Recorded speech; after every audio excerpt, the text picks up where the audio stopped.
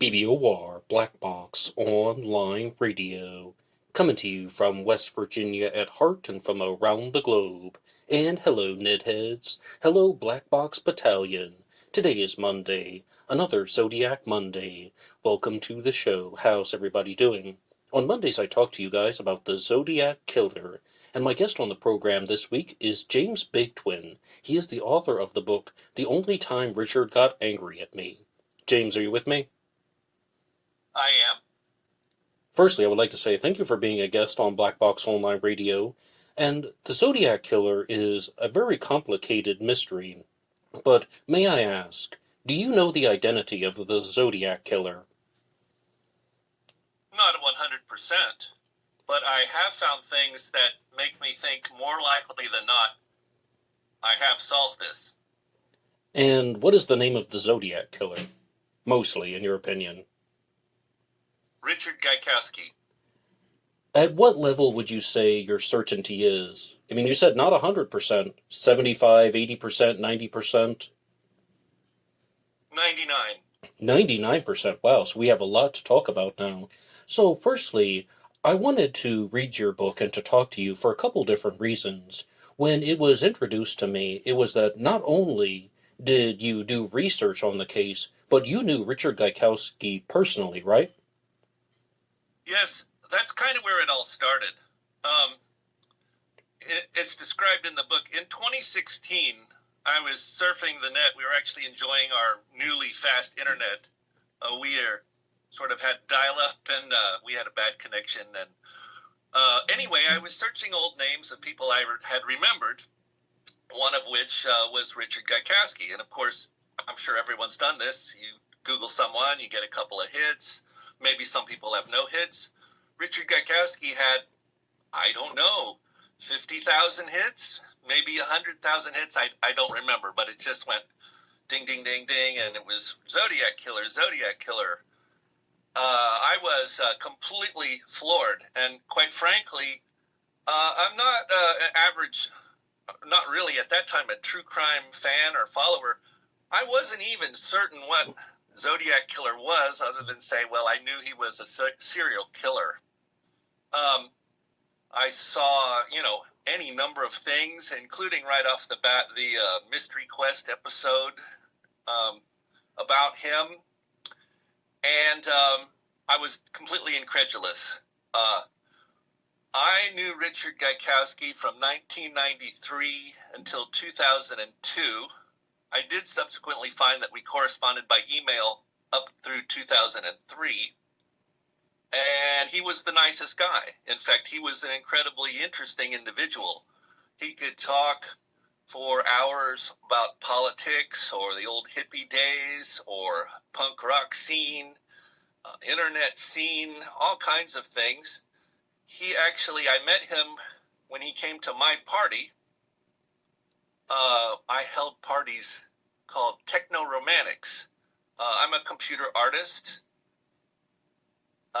They were actually described in a magazine once as salons, because I would ask for people to bring their art to the party, and we would discuss it. And it was a question of, how does emotion and or spirituality, if you will, comes through technological art.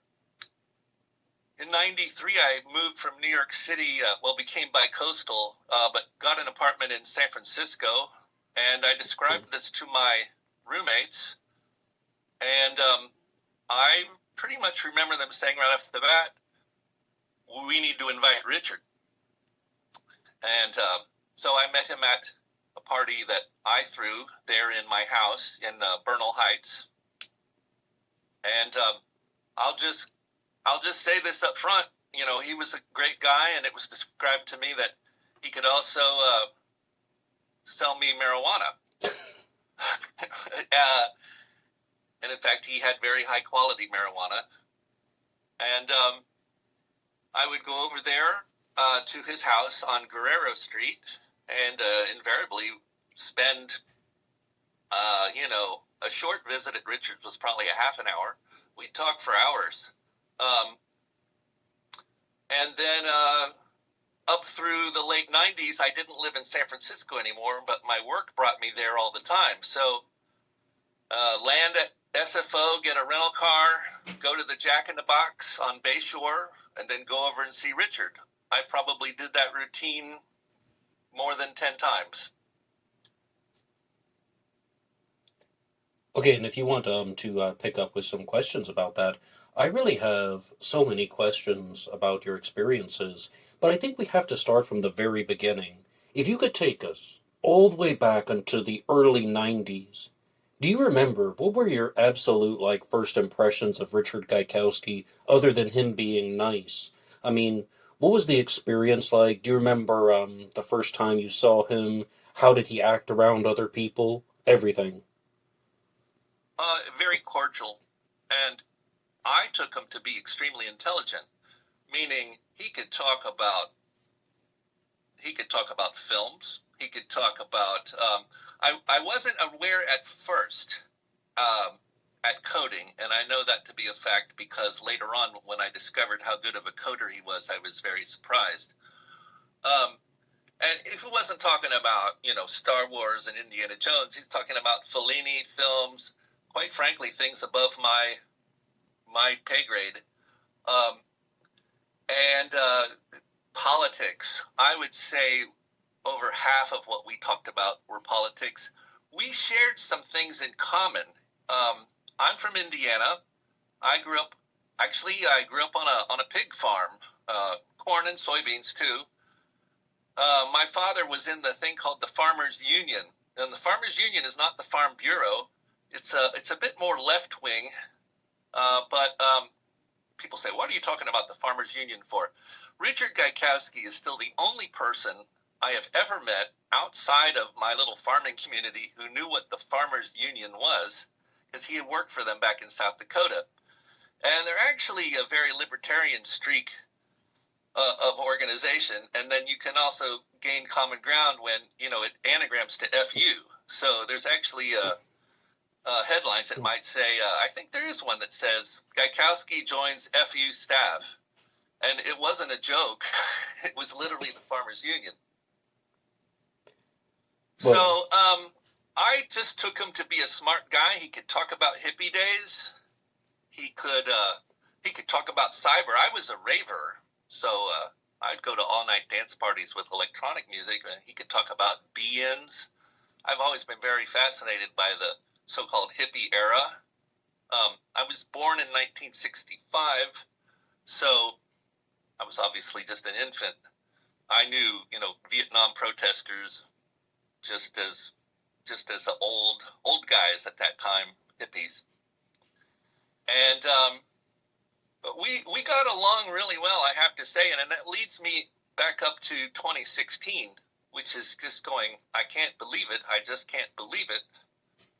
I was telling everyone, I can't believe Richard could be a serial killer.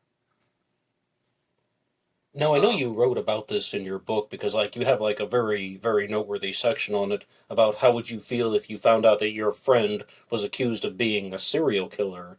And I guess I want to just ask you that directly, and I do recommend your book to people, but can you tell us what was that feeling like when you saw all of these accusations against someone you knew personally? The first thing is a freak out. That's in the first few seconds to few minutes. Then you kind of go to, I kind of had a feeling of an injustice that Richard was being smeared. Then you kind of go back to say, do I remember anything about this? And you start searching through your mind. Then you sort of switch back to the injustice angle. It's the first time I ever heard of the individual Blaine, and you start to read that they come back to this guy. And on the surface, Blaine looks like a kind of unreliable individual. I'll say kind of just because, as a raver and as someone who has experimented with drugs. I mean, I also worked for a man named John C. Lilly. John C. Lilly is known as the inventor of the isolation tank and also a person who attempted interspecies communication with dolphins. I was just about to ask, is that like the stuff with dolphins? But yes, you answered that. Thank you for that, because that's like the first thing I thought of. Yeah, John C. Lilly. I mean, you could do a few shows about that man. He's the first person to map the brain of primates. Again, inventor of the isolation tank. At one point, the world's authority, scientific authority, he wrote a paper on LSD and then on ketamine in the mid-'60s. Controversial individual. But let's just say that in my lifetime, I've met more than my share of weird and or not standard individuals. And it's like in any crowd, there are people with integrity and there are people who don't have integrity. And just the fact that they are experimenting with consciousness, perhaps as Timothy Leary would say, doesn't make them not credible just by that fact alone. So back to how I felt. The injustice, the disbelief, just the complete disbelief. And in fact, it comes out in the name of my book, which it was a conversation with my wife saying, I don't even remember Richard getting angry at me. I remember Richard laughing or making a sarcastic comment or just an intellectual but funny guy. And always very supportive in artwork. He wanted to know what was going on in the art scene and in the computer scene. And so somewhere around a few days, I don't even remember Richard getting angry at me. And then it hit me. Wait a minute. I did remember one time Richard got angry at me, like really angry. And it was about something stupid. And I'm bringing you through the process here because I'm not going to tell you that I remember every last thing that happened in 1990, probably 94 at this point, but not certain. It could have happened up through the year 2002. I'm certain it wasn't late in the relationship. I'm sure it was reasonably early. So 93 to 95 would be my best guess of the range. What was it? He stood up. What was it? And then I remembered. I actually I apologize. I'm getting ahead of myself. 1 point. Go ahead. I'm gonna back up for 1 point. Please. My disbelief. The first time the hair went up on the back of my neck was when we looked at the police sketches. Both my wife and I, she met Richard twice near the end of this time in the 2000s. We saw the sketch, and as I said, the hair went up on the back of my neck. I've seen extensive debate online saying the sketch doesn't look like Richard, and I have to completely disagree. I've seen it said things like, oh, he had a really wide face, not that. Richard's face got narrower as it came out. And in fact, you can see this in a lot of his photos. And again, a photograph, now that I'm a researcher for 2 years, 2+ years on this, I know one thing. Making identifications from photographs is an inexact science at best. The expression, the mood of the person, the lighting, the angle, hairstyles change. But Richard's face came out and got narrow, and the shape of it coming to the pointy chin and the squareness of the face. Well, anyway, we thought it looked like Richard right off the bat. Now, that was not enough to do it. So, sorry for that little detour. But coming back to the point of, I don't even remember him getting angry, and then I did. And I thought on it a while, and I finally remembered, and that's when the hair really went up on the back of my neck, which was, we were discussing politics, and I remember this being one of the longer conversations, and we were way into it, talking about, I remember starting off with coming out of World War II, and then how we went from Roosevelt to Eisenhower. I was from a family where my father would have said at the time that we were proud swing voters. We're not really any allegiance to either party. So I know that my father, for example, would have voted for Eisenhower, but then also voted for Kennedy, kind of thing. And I think he may have voted for Nixon the first time, but certainly not the second time. And he was a farmer who didn't like Reagan. Richard had things to comment on this, and that takes me back to bringing up the Farmers Union, which is, they really are a libertarian type of organization, much, much smaller than the Farm Bureau.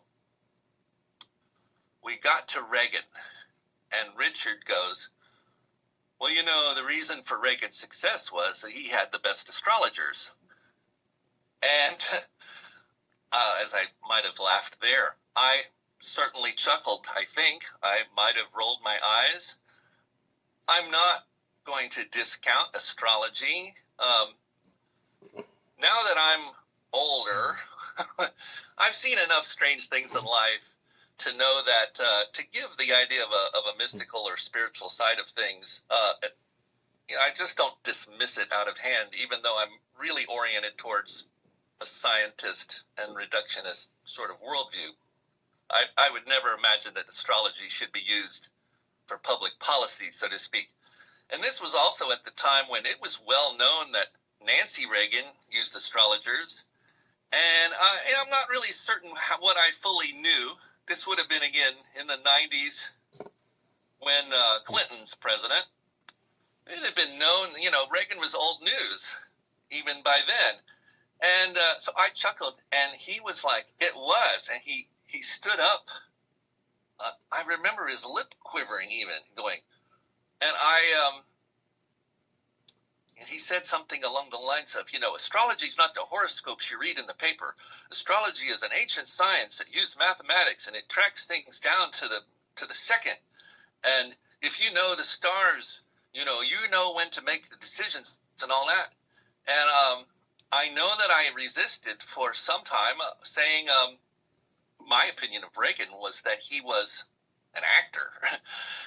Maybe all politicians are actors, but anyway, he looked the part. He projected strength. He could give a speech, really well. And from the inspirational side of Reagan, he did his job really well.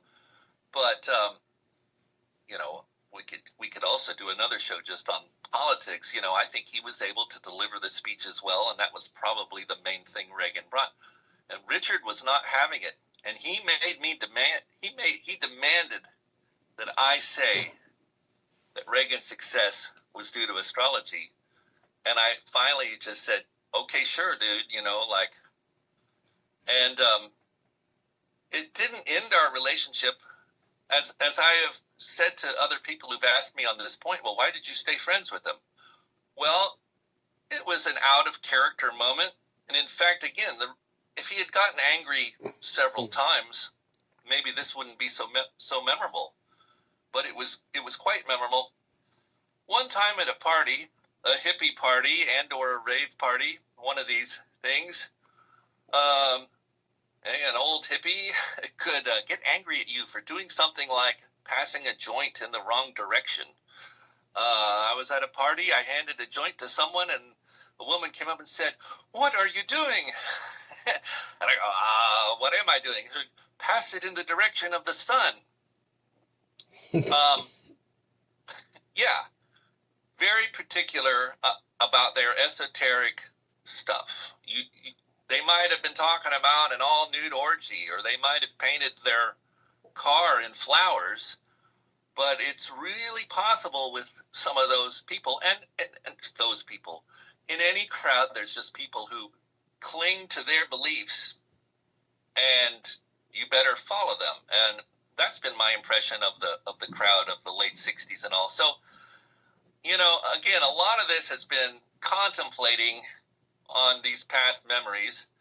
I know that it didn't end our friendship, and I've tried to remember if there was another time Richard got angry, and no, I can't think of it. I would say, again, nice guy, intelligent guy, great conversation. He'll turn you on to things.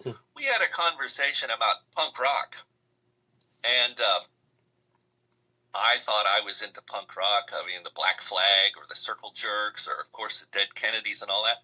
He started talking about bands I'd never even heard of. He reeled off maybe 10 bands, and the only one I'd ever heard of were the Dicks. And I knew of them because the Dicks had played at a party at Stanford. I learned then that I really, the bands that I knew were, I think the real punk crowd might have called them sellouts. They were just the ones that had gotten a record deal. But there was this enormous scene that I really didn't know anything about and was kind of just clueless. And so, but not Richard. Richard knew all kinds of things. So that's what spurred me to start investigating Zodiac. I was like, okay, you have this memory. Richard got really angry, and it even wasn't about astrology per se. It was that Reagan had really good astrologers. And not knowing anything about the case, I went in looking for, did Zodiac talk about Reagan? I looked it up. Reagan became the governor in 67. Maybe he wasn't sworn into 68, something like that. He was the governor during the Zodiac killings. Okay. Goes on to be president. Confirmed, it was Donald Regan, not Reagan, but Regan, R-E-G-A-N, who was Ronald Reagan's chief of staff, who spilled the beans on the astrologers. He wrote a book while Reagan was still president that outlined that for the vast majority of the 8 years until it came out, an astrologer planned all the scheduling for Ronald Reagan. I mean, what a thing. I think the average American would go, Ronald Reagan, strong Christian. He the religious right loved him, and he was all apple pie in America. And I'm not saying astrology isn't, but you go like, wow, talk about stuff. The second best memory I have of Richard would be later on in the 90s. I came and visited him, and he was all excited. He's like, I want to show you my new software. And it was for tarot cards. And he sat me down at his Amiga and gave me a digital tarot card reading with the software that he wrote. And this is truly when I realized what a good programmer he was, because it was very nice software. And again, in the 90s, graphics aren't what they are today, but they were very nice. And then when a card would flip, it would be his voice. Richard had a very deep and melodic voice. So I remember plain as day, the first card was the Fool. The Fool, and it would say, foolishness, folly, on the precipice, doing things that don't make sense. I don't remember what that part was, but that's how this software worked. So that was the other thing I looked for in Zodiac. It in a vacuum, if you say Zodiac killer, you go, well, okay, the guy's into astrology, tarot cards. Those who know both of these fields say tarot cards are not astrology. But to the average person, like, well, they're trying to predict the future with non-standard methods. So anyway, I looked through Zodiac trying to find a connection to Reagan or tarot cards, and didn't really find any. It's probably time for another question, isn't it, Ned? Oh, yes, absolutely, though, because I was kind of just thinking about it as you were sharing this stuff about Ronald Reagan or tarot cards. Not only do I not think of any examples of the Zodiac killer talking about Reagan or tarot cards, I really don't think of too many examples where the Zodiac was discussing astrology in his letters. Of course, we have the Zodiac symbol, which can be viewed as an astrological symbol, depending on the context that it's used. And I want to ask you very directly, do you think that Richard got angry at you because you were talking about astrology and it's almost like a heavily veiled zodiac confession? Or do you think it was something that he was actually just very passionate about? And I do mean that, like a heavily veiled confession where he's like, yeah, astrology's important because I'm the zodiac killer and the zodiac signs are astrological and it had some type of secret meaning to him? Or do you think that this was just something that he used in his daily life? Where do you stand? Well, he was definitely passionate about it, and he definitely believed that following astrology was a valid endeavor. I would never, I kind of have to say before and after, I would have still said up until 2023, Richard Gaikowski was just passionate about astrology. Given what I've discovered, and since I've already told you I'm 99% certain, I believe it is. I don't know if it was a confession, but it was the mask being lowered to have this young kid. Richard would have been 60-something. We could calculate it out. I guess he would have become 60 in 96. So he's 58, 59 years old. I'm 28 years old. I'm this kid who's chuckling at his assertion. And he got ticked. He got really ticked. So, I've seen that where people have said that the zodiac really had nothing to do with astrology. And I just go, what's the simplest here, everyone? He calls himself the Zodiac. That is the brand he gave. That's the name he gives himself. I think you're on thin ice to try to say, I'm not that you have, but I've seen it online where people say he wasn't into astrology. I have found no evidence that the murders occurred on astrologically significant dates. You get the idea, maybe phases of the moon or different, what were the signs of the people. I didn't find any correlation there or anything. But, when someone names themselves, I think it's much more likely that the Zodiac, whoever he was indeed interested in astrology. Was this, I don't know if it's a conscious confession, but I triggered him, I think.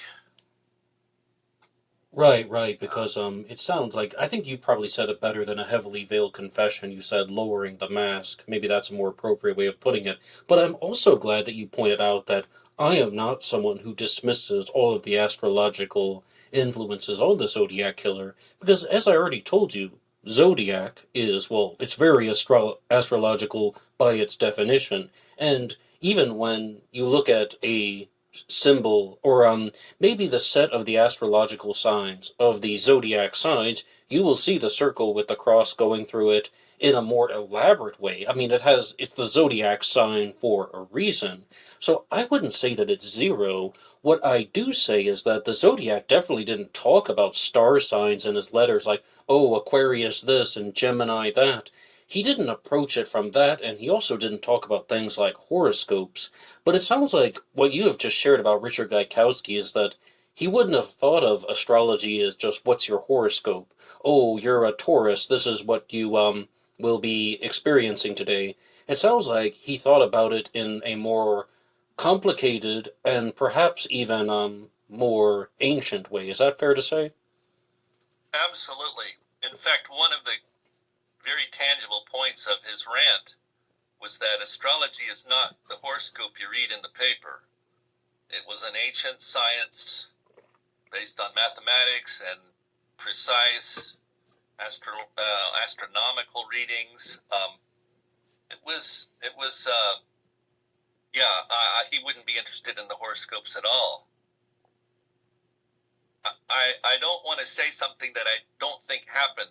I don't remember him dissing people who wrote horoscopes. he did diss horoscopes themselves and dismiss them. I remember that part clearly, and I also believe Jean Dixon came up in this exchange, which is, name an astrologer. I don't know if she's as famous now as she was, but if you go back to the 80s and 90s, that would have been who America knew. And he was like, Jean Dixon. He wasn't impressed. And all right, though.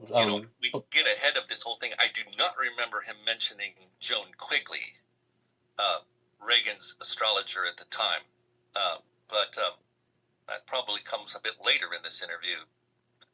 Well, actually, I think it's really interesting that you mentioned Donald T. Regan, because I've gone through a handful of conspiracy theories in my time, and Donald T. Regan comes up with that.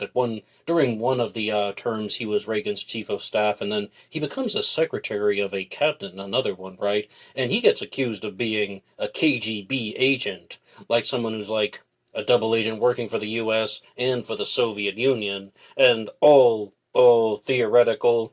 So, just saying, he's seems like he has his hands in a couple different parts of American lore.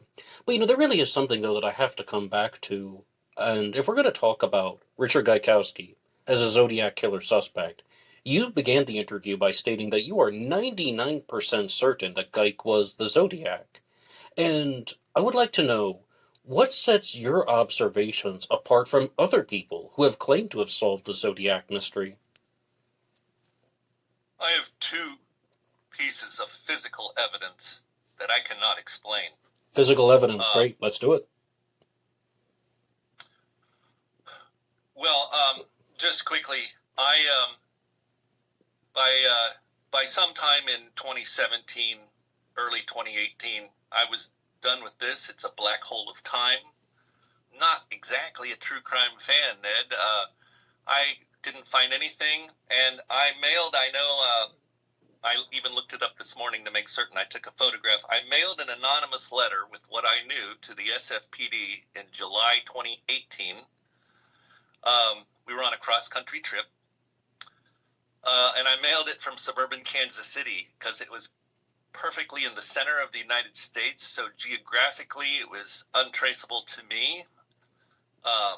I didn't want any part of this, but you never know what someone's investigating. I have no idea if the SFPD is working on a Reagan angle or a tarot card angle. So I put my stuff in a letter and sent it off 2018. This is all done. Why do I say 99%? I'll just cut to the end. There's a chapter in my book called Occam's Coincidences. How many coincidences in a row do you need to say that something is so? And there's two such things along this line. Starting in COVID, so I was the editor of the Stanford Chaparral in 1987 and 88. That is Stanford's humor magazine. We're Stanford's Harvard Lampoon. And there's an annual banquet, and in 2020 there was no annual banquet plan. And I said, well, why aren't we having a Zoom call? And there was really no answer on a mass email, and so I just went ahead and held it myself. And it was great. I hadn't really paid much attention to the Chaparral since I had graduated in 88, but I was really into it then. And then through the long days of lockdown, I've been an artist also my whole life and done things, like hung out with Dr. Lily, or I actually performed at Montreux Jazz Festival. A lot of things I wanted to document about my life. You hear of people in their 50s get cancer and die, or have a heart attack and die, and I thought, I want to make certain I document my art life. And that's what I spent lockdown. And that included the Chaparral. And when we get to 2021, there still was not going to be an annual banquet.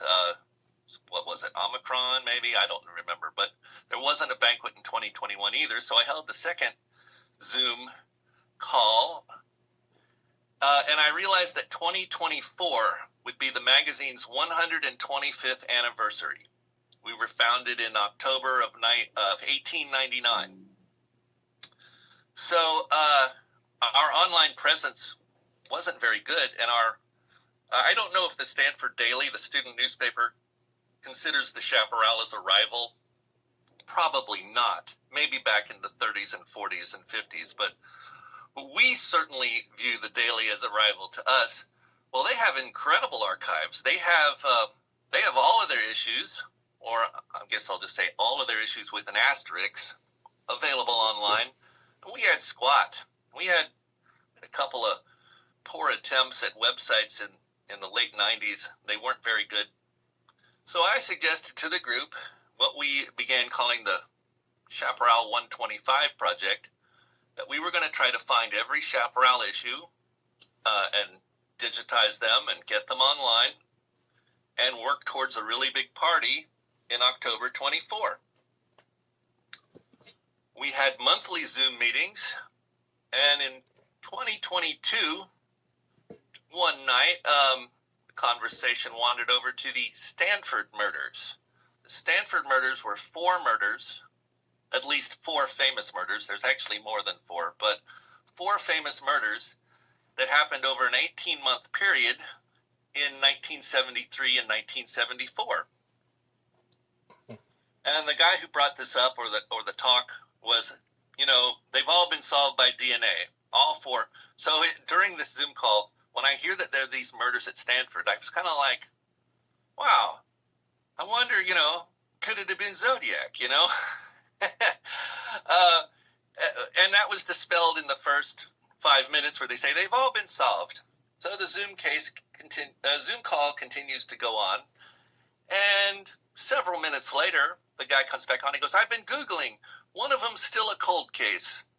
And again, well, in my book, I say it's the close encounters music, or the weird music, or the hair going up on the back of your neck. I'm like, one of them's still a cold case.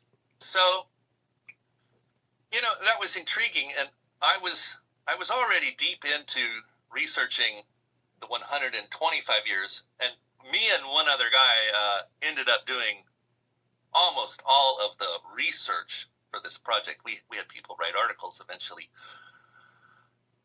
I started to wonder if, could it have been Zodiac? David Levine murdered September 11th, 1973 at night with a estimated 10-inch knife. Sound familiar? Sound like Lake Berryessa? I thought so. The police say they think it was a stranger, just a random stranger. They say they have no idea that David Levine, why would he be out at 1 a.m., which from the first time I read that, I'm like, oh my God, they have no idea about college students. I was out on campus at 1 a.m. because I was partying, but the studious students are out at 1 a.m. because they're coming back from the library. I started to look to see if really just could I find anything that was Zodiac in all of this. Not if there was anything that was Richard, since I was going through all these old newspapers anyway. In February 2024, I found a byline in a Stanford Chaparral for Dick Giky, or Geeky, depending upon how you want to pronounce it, Dickgeike. It's a Scottish name. I subsequently have learned all this stuff. It's a Scottish name, and the Scots do say geeky. I've had someone come up to say, well, it's more like geeke. As someone from German heritage, and this would be the same for someone from Polish heritage, the Geike would indeed be Geiky, because the second of the 2 vowels carries the day. Dick Giky. So again, this mysterious music, I think, could all I got to do is find Dick Giky, and it's not Dick Gyke.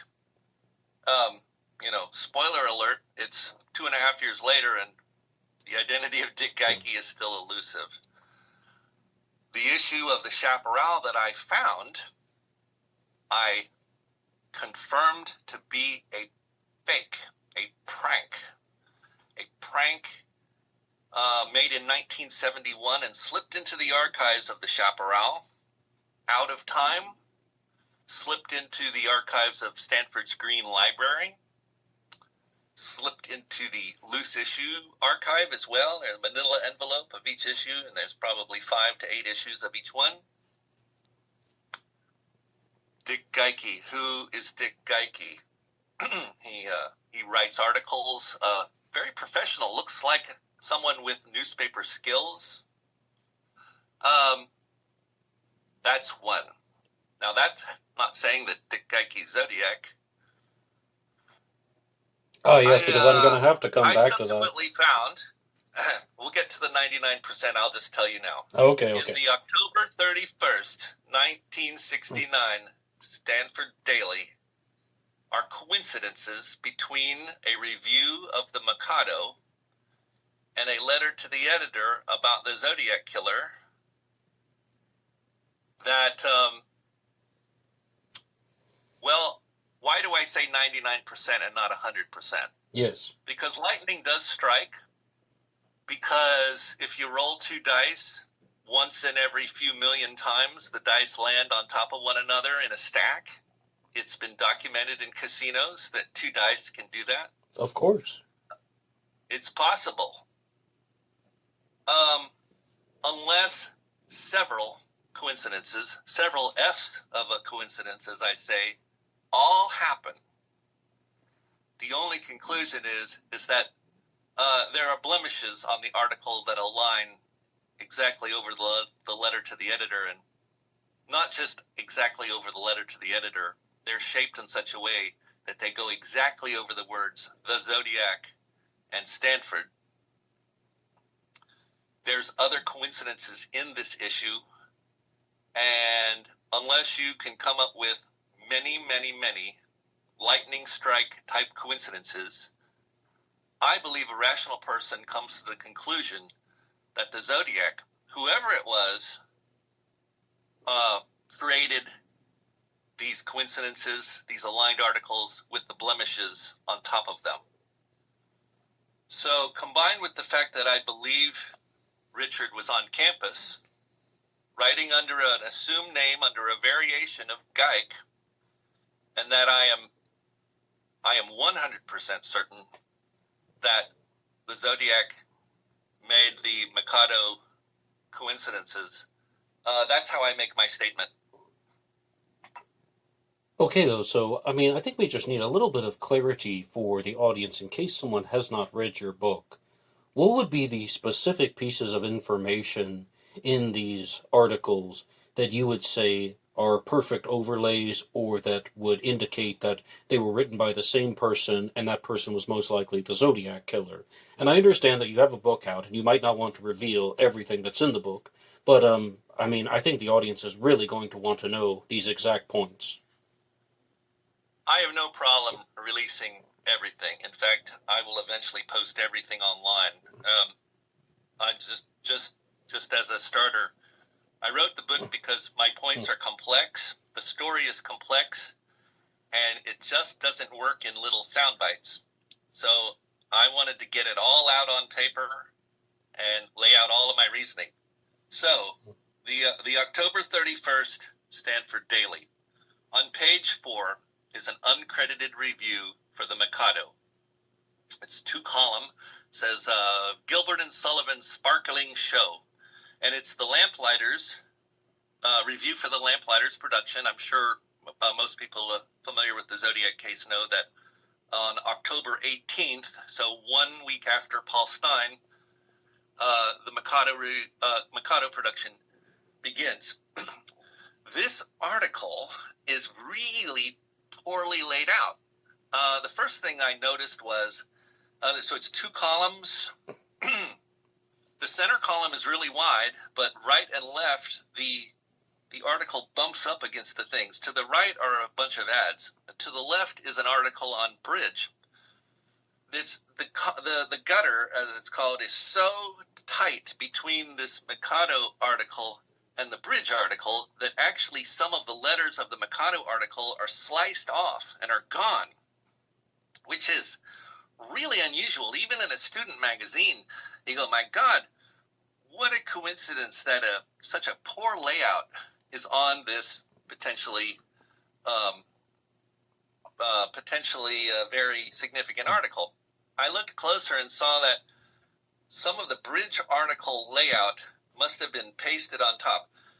I don't know how much detail I need to go in how newspapers and magazines were made, but you would lay things out on a board. A board would be laid out in a grid, and you would send your type out to a typesetter. It would come back in one really long column on a photographic type paper.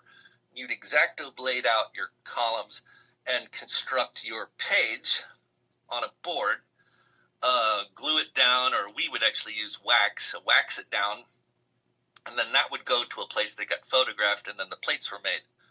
So, a bad layout is not, I don't want to say this is the top. This is just my process through this thing, going, wow, this is very interesting.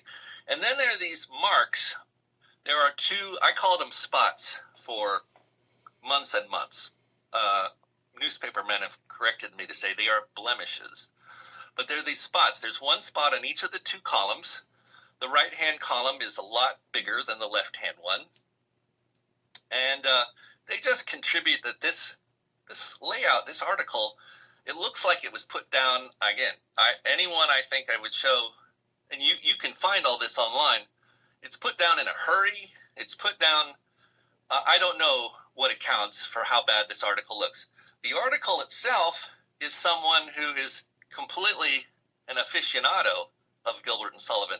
They say things like, even the Diorly cart company can't have all the lyrics heard, but I could hear all the lyrics in this one. That is someone who knows enough that Diorly cart was the main troupe that did Gilbert and Sullivan's from the late 1800s up until that time. I think they finally disbanded perhaps in the early 1980s. They talk about the typical Gilbert and Sullivan ending. There's many markers in this article that the person who wrote it is really into the Mikado. In fact, it starts off to say, the article starts, you say that, opera is not your thing, or perhaps it says Gilbert and Sullivan is not your thing. Well, this is going to change your mind. So, okay, we got a hurriedly laid out article with spots by someone who really likes the Mikado, and it's an uncredited review. I did a quick look over, and I would imagine between 1/4 to 1/3 of things in the daily don't have a byline, so that's no big deal. I look up above the Mikado article, and it's this bridge article that also looks like, it's really, the whole section of this page is just bad layout and strange things. And again, a perusal of the daily, several, and now at this point, several hundred issues in both directions from this one. It's really like the worst layout I can find in this entire newspaper. Above that article on bridge, and again, the game of bridge, above that is another article, and it's written by someone else with a byline, but it's reviewing several albums, and the majority of the review and the headline of the review is about, it's either Columbia or Capitol has released a bunch of old masters, so a bunch of classical music that they're releasing in a series. But before they talk about that, they talk about an album called The Electric Zodiac.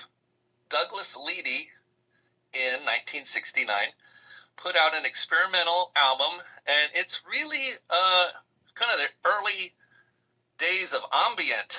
I don't know when they say ambient techno started, but it's just long sounds. It's supposedly supposed to be like the music of the spheres. So I thought, well, that's a very interesting coincidence to have the Electric Zodiac. But again, that's no big deal. There's lots of astrology is really getting popular during these days, and I mean everyone who follows the case knows there's the Zodiac Watch, there's Zodiac parties, there's all kinds of stuff having nothing to do with the killer, It's just pop culture.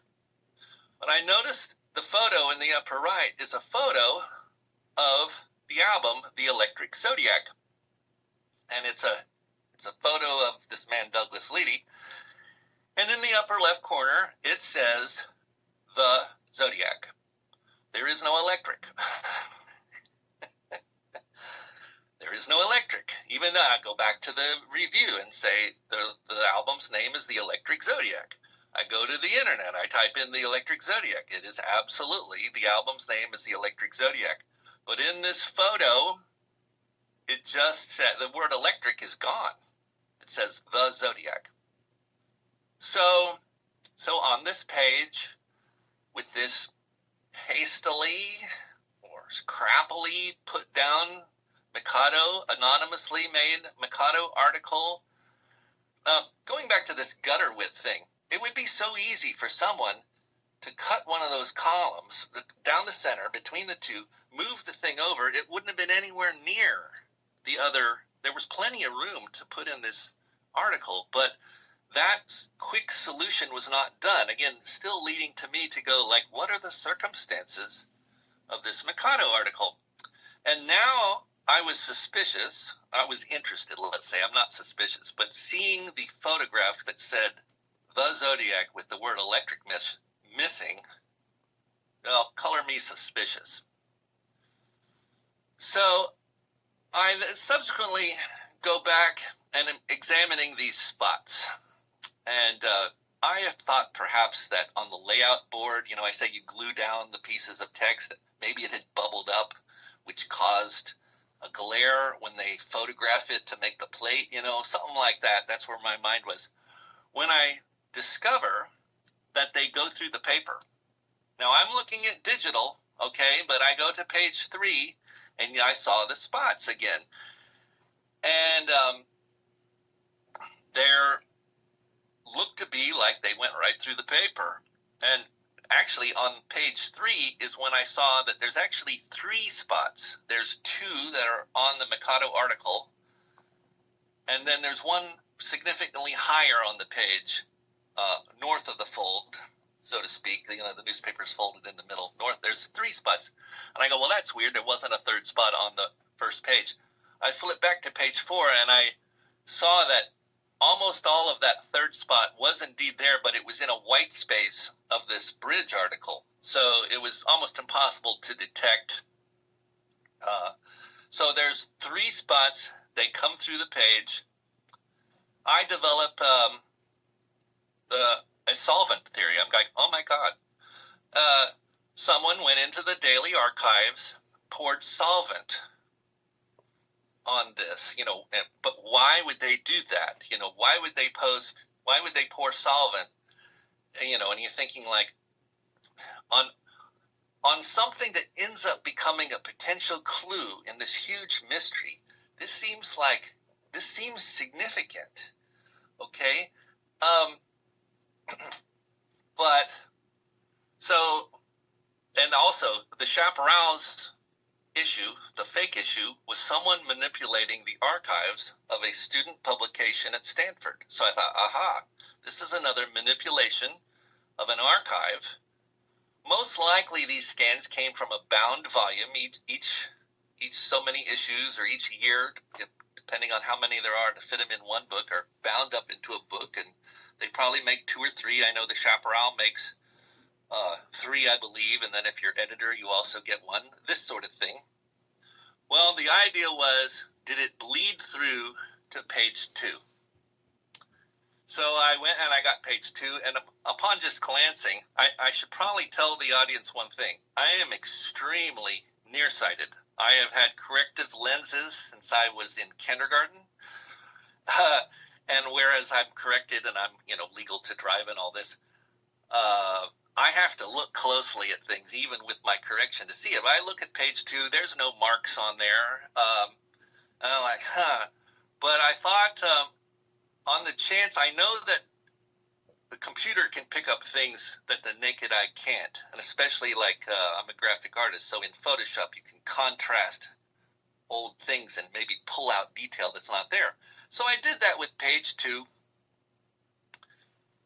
And when I did, I saw that the main spot, the largest spot on the Mikado article, fell exactly over a very short, maybe 50-word letter to the editor about the Zodiac killer. And the spot, when overlaid onto page 2, falls exactly on this letter to the editor.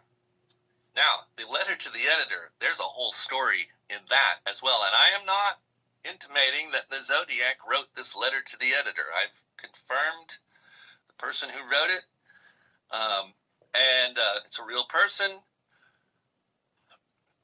And the spot is, you're in West Virginia, aren't you? It's similar to West Virginia, not the stovepipe. Cut the stovepipe off, but you all have another thing that extends off to the northeast. It's West Virginia's sort of The circular. panhandle. There's an extra thing. Yes, the panhandle. Well, the panhandle. The extra thing, that's what this spot on this article, that's what the spot looks like.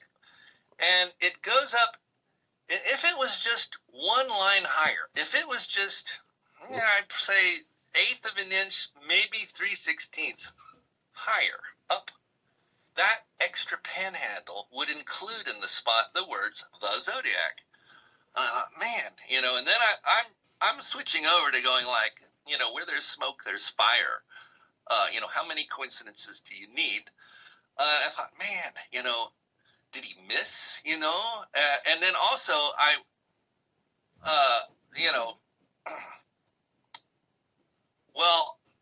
went looking for spots in all Stanford daily issues, thinking that this would be a unique experience.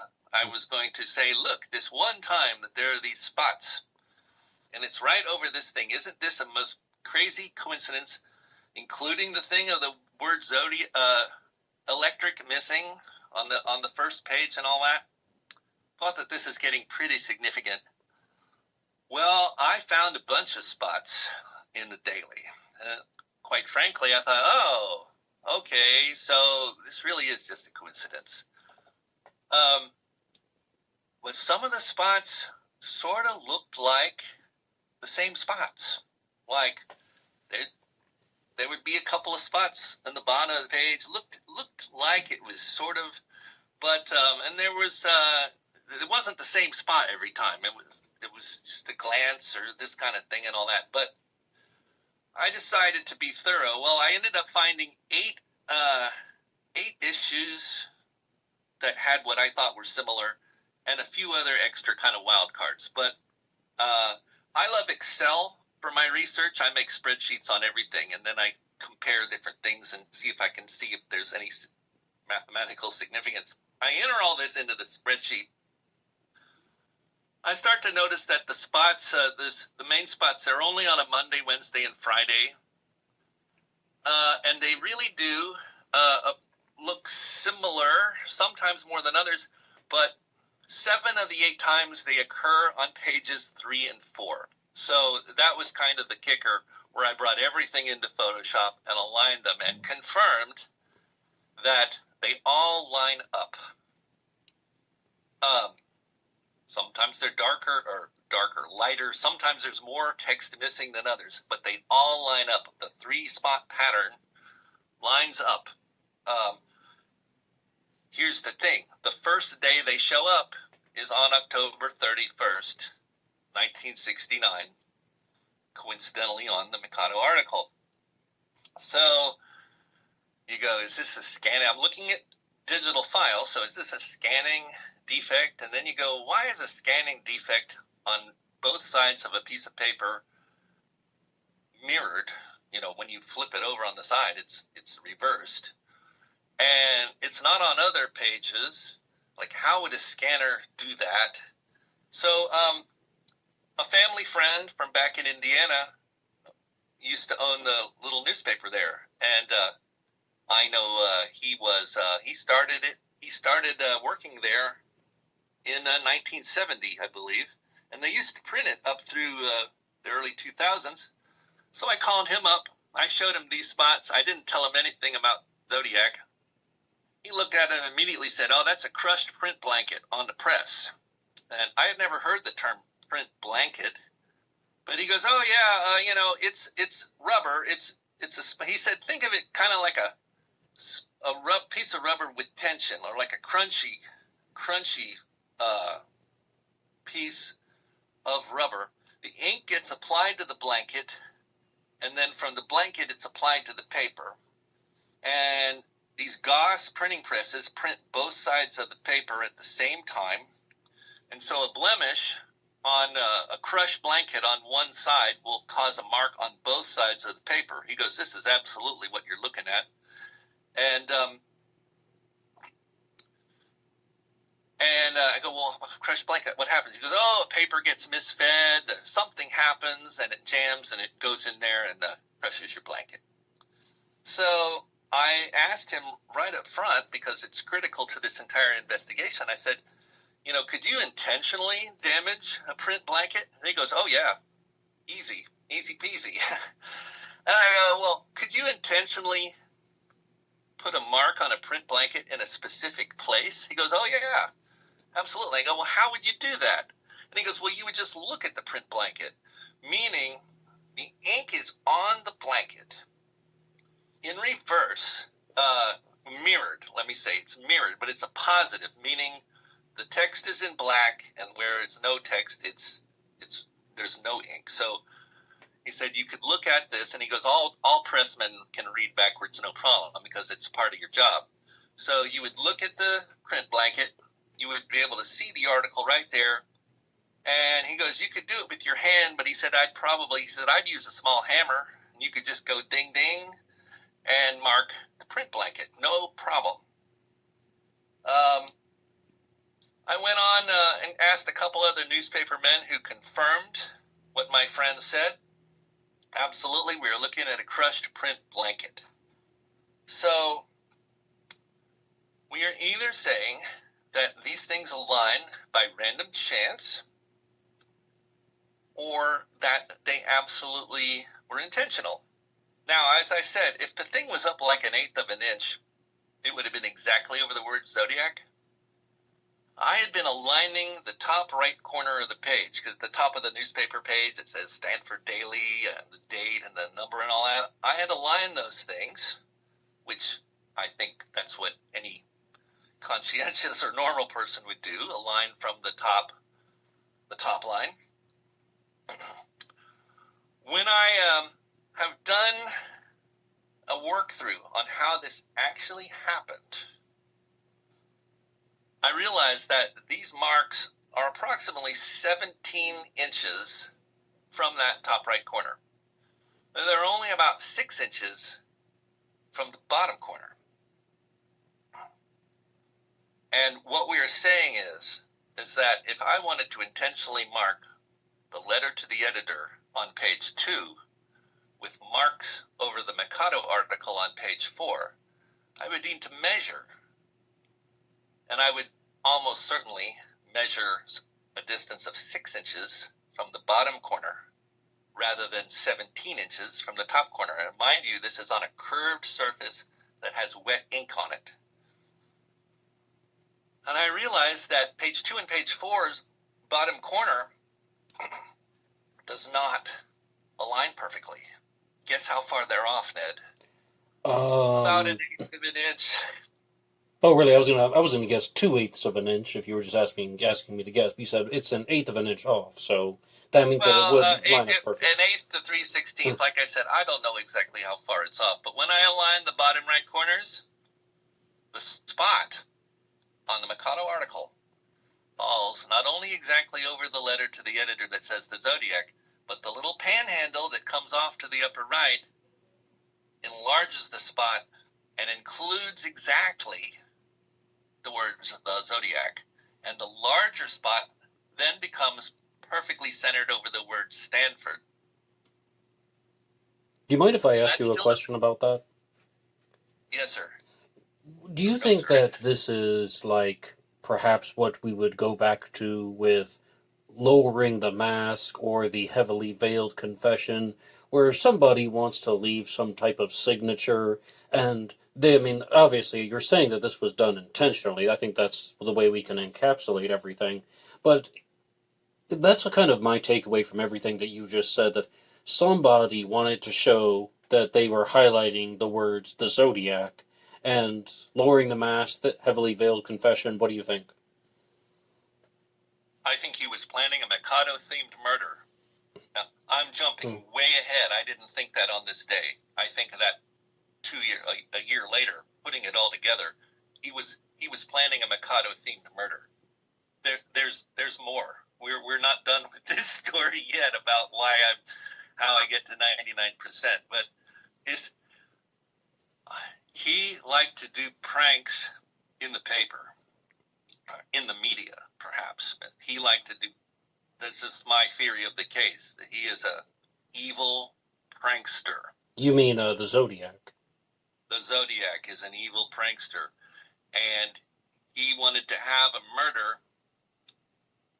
Not to get sidetracked, but Lake Berryessa is about Dick Tracy, everyone. We can go down that. We can go down that road too. This was an attempt to have a marking about the Mikado in the paper, and there was going to be a Mikado murder, and there may have well been, but that's what's going on here. I think I should let you. I've talked a lot here. I want to stop and let you ask more questions about what I've said before I go farther. Unless you want me to go on now. Well, you have thrown two major things at me, and that is that you haven't completely stated why you're getting to 99%, because you said you have something else. But you also just said right now that you thought that the Lake Berryessa stabbing committed by the Zodiac killer was in relation to Dick Tracy, or that Dick Tracy was some of the source material that would have inspired the stabbing. And which one would you like to tell us about? Would you like to tell us more about the 99% certainty, or more about Lake Berryessa? I should stick to what I'm bringing to this. That's my opinion about the rest. The Lake Berryessa is my opinion. It fits into my theory of the case, but I think I should keep talking about Mikado. Yes, okay. Please continue. Okay, so I say it's about a Zodiac letter to the editor.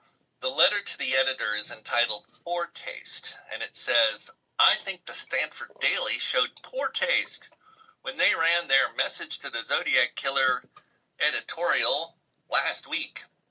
I would expect more from Stanford students, blah, blah, blah, blah. Okay? And you go, Message to the Zodiac Killer editorial. 1 week prior to this, on the 24th of October 1969, the Stanford Daily runs a parody of the Examiner's. I mean, it's laid out in the same way. They reference the Examiner, so there's no doubt it's a parody.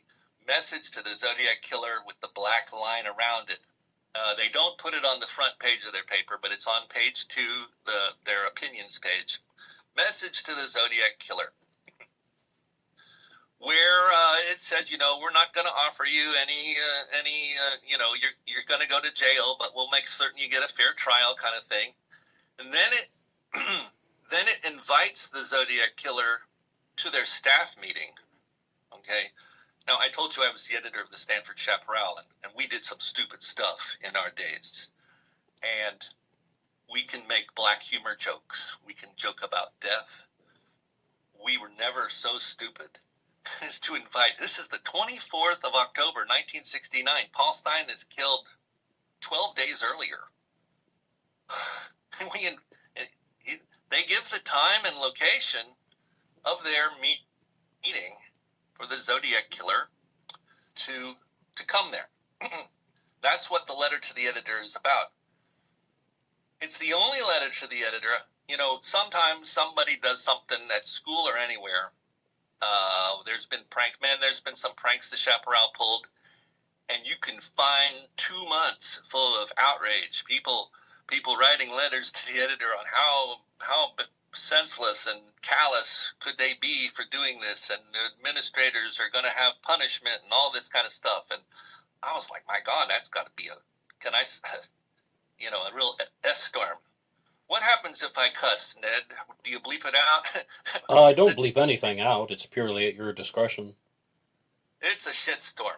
I was like, my God, it's a shitstorm. It's the only mention of this ever is this little one-paragraph letter, which, I don't know, implies, I think maybe wisely, that people wanted to keep it quiet. And having nothing to do with Zodiac, just, man, how stupid. How ill-advised, okay? How ill-advised. October 24th, 1969. The date stuck in my head, though. Blaine, the main accuser of Richard Gaikowski, also wrote a message to the Zodiac Killer editorial on October 24th, 1969, in the Berkeley Tribe. Now, most researchers may not have been able to find this editorial because in the JSTOR.org archive of good times, they have almost every good times. I'm thinking that they have every issue and they only missing a page or two. Here's the thing. One of the things I feel I bring to the table, my friends say this, I'm sort of overly meticulous. In my day job, I have crunch numbers or do economic forecasting, how to predict things that are abstract. I get large pieces of data and try to make an observation on them. I documented every Blaine byline in both Good Times and in the Berkeley Tribe. And this is prior to this. I have to fill in the background. Once upon one day, I was on the Wisconsin Historical Society site, sort of feeling aimless, and I just typed in Blaine to theirs as well. It was, quite frankly, a day when I was feeling sort of at a dead end.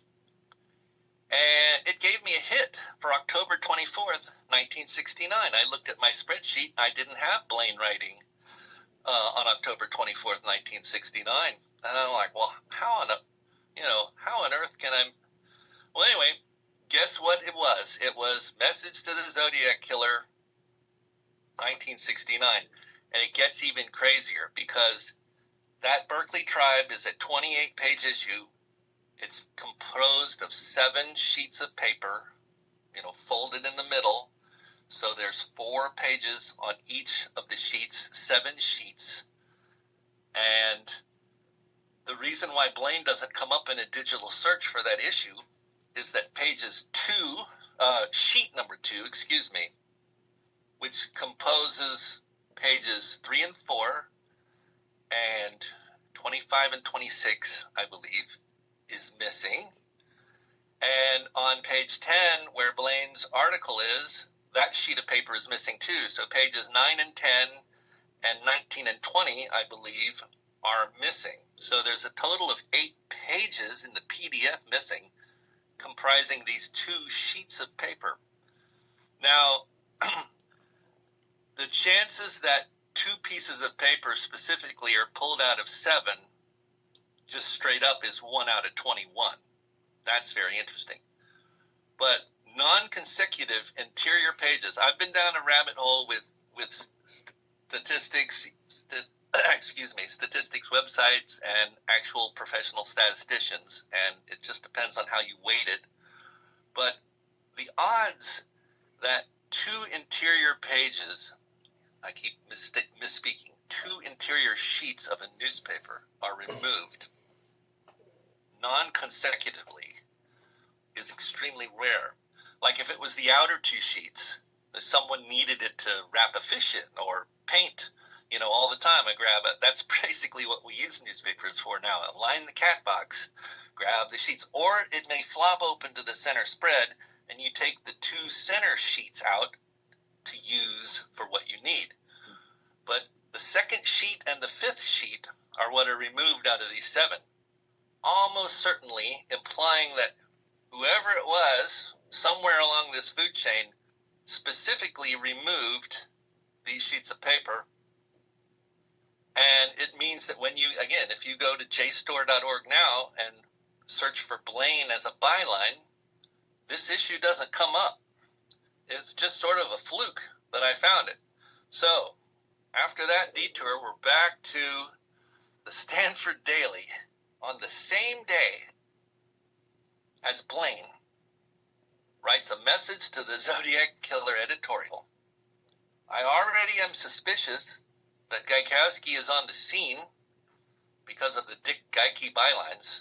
The Dick Giky bylines are 18 months later, so, okay, I understand that, but thinking that Gaikowski could actually be hanging around at Stanford, and then I see, now Blaine passed away in January 2024. I have never spoken with Blaine. For that matter, I didn't coordinate with anyone on this. Just in the last several days, I had my first Tom Voigt. We didn't compare notes or anything. There was none of that. And what I have found is completely new. In fact, the night I published my book, December 31st, 2024, I Googled again Zodiac Killer and Stanford University. Google producing 0 results. No one had ever postulated that there was any tie-in whatsoever. But Blaine, on his Facebook page, says that Richard Gaikowski asked him to write his editorial message to the Zodiac Killer, ostensibly as a gag. So, I have not confirmed if Richard Gaikowski also asked someone on the Daily staff to write that, but that is sort of where we're at. I subsequently found some other things that I have not really seen discussed at all on any Zodiac site or podcast or anything. And this is what I had discovered. On October 20th, 1969, so 4 days prior to the editorial, someone claiming to be Zodiac calls Palo Alto Times newspaper and says, I'm leaving the city because it is too hot for me here. Now, there's people go, well, that's a prank, right? Like my initial take, in a vacuum, even I could say, well, that's a prank call, right? But then you start to go, October 20th, someone says they're leaving the city because it's getting too hot. On November 4th, 1969, so 5 days after the Halloween one with the Mikado article, someone calls the Palo Alto police and says they're the Zodiac Killer and says they're coming on to the Stanford campus. Now, again, you can write off that that's a prank. You can write off that the marks just quit. You have to come up with this, that if you think that this is not significant, you have to say that the printing press just happens to get damaged for the first time on a Mikado review that just happens to be on the page with a photo of the Electric Zodiac album with the word electric missing. It just happens to be the worst laid out article that I can find. Just happens to be exactly over a letter to the editor about Zodiac. The shape of the spot of the blemish is exactly shaped in a way to be the Zodiac at Stanford. And you have to say it's just a coincidence that the Stanford Daily wrote their editorial on the same day as Blaine, and that the October 20th call to the Palo Alto Times was a hoax, and that the November 4th was just a hoax. You have to say that all those things just coincidentally all happened. Or that someone, a newspaper man, the person has to be someone who worked on press, and they don't necessarily have to be the person who lays out. I believe that perhaps the layout of the Mikado article might have been dropped in at the printers. It's possible. It's also possible that, I ran a student publication. You were desperate to get people to help do paste up, and especially on a night like the night before Halloween. It was a Thursday night. The Thursday is actually a huge party night. At least it was at Stanford. People, I told you I grew up on a pig farm, but there's plenty of people there who go to Daddy's Chateau and all. On the weekend, Thursday night, big party night. I would imagine the editor of the Daily was happy to have someone, and especially a guy who would have known about newspapers, to help with the layout. You have to line up all those things and say it just happened. Oh, it just happened. Or the other conclusion is, this is a Zodiac prank. And the intent, as I said, what would be the intent? As a Mikado-themed murder was being planned.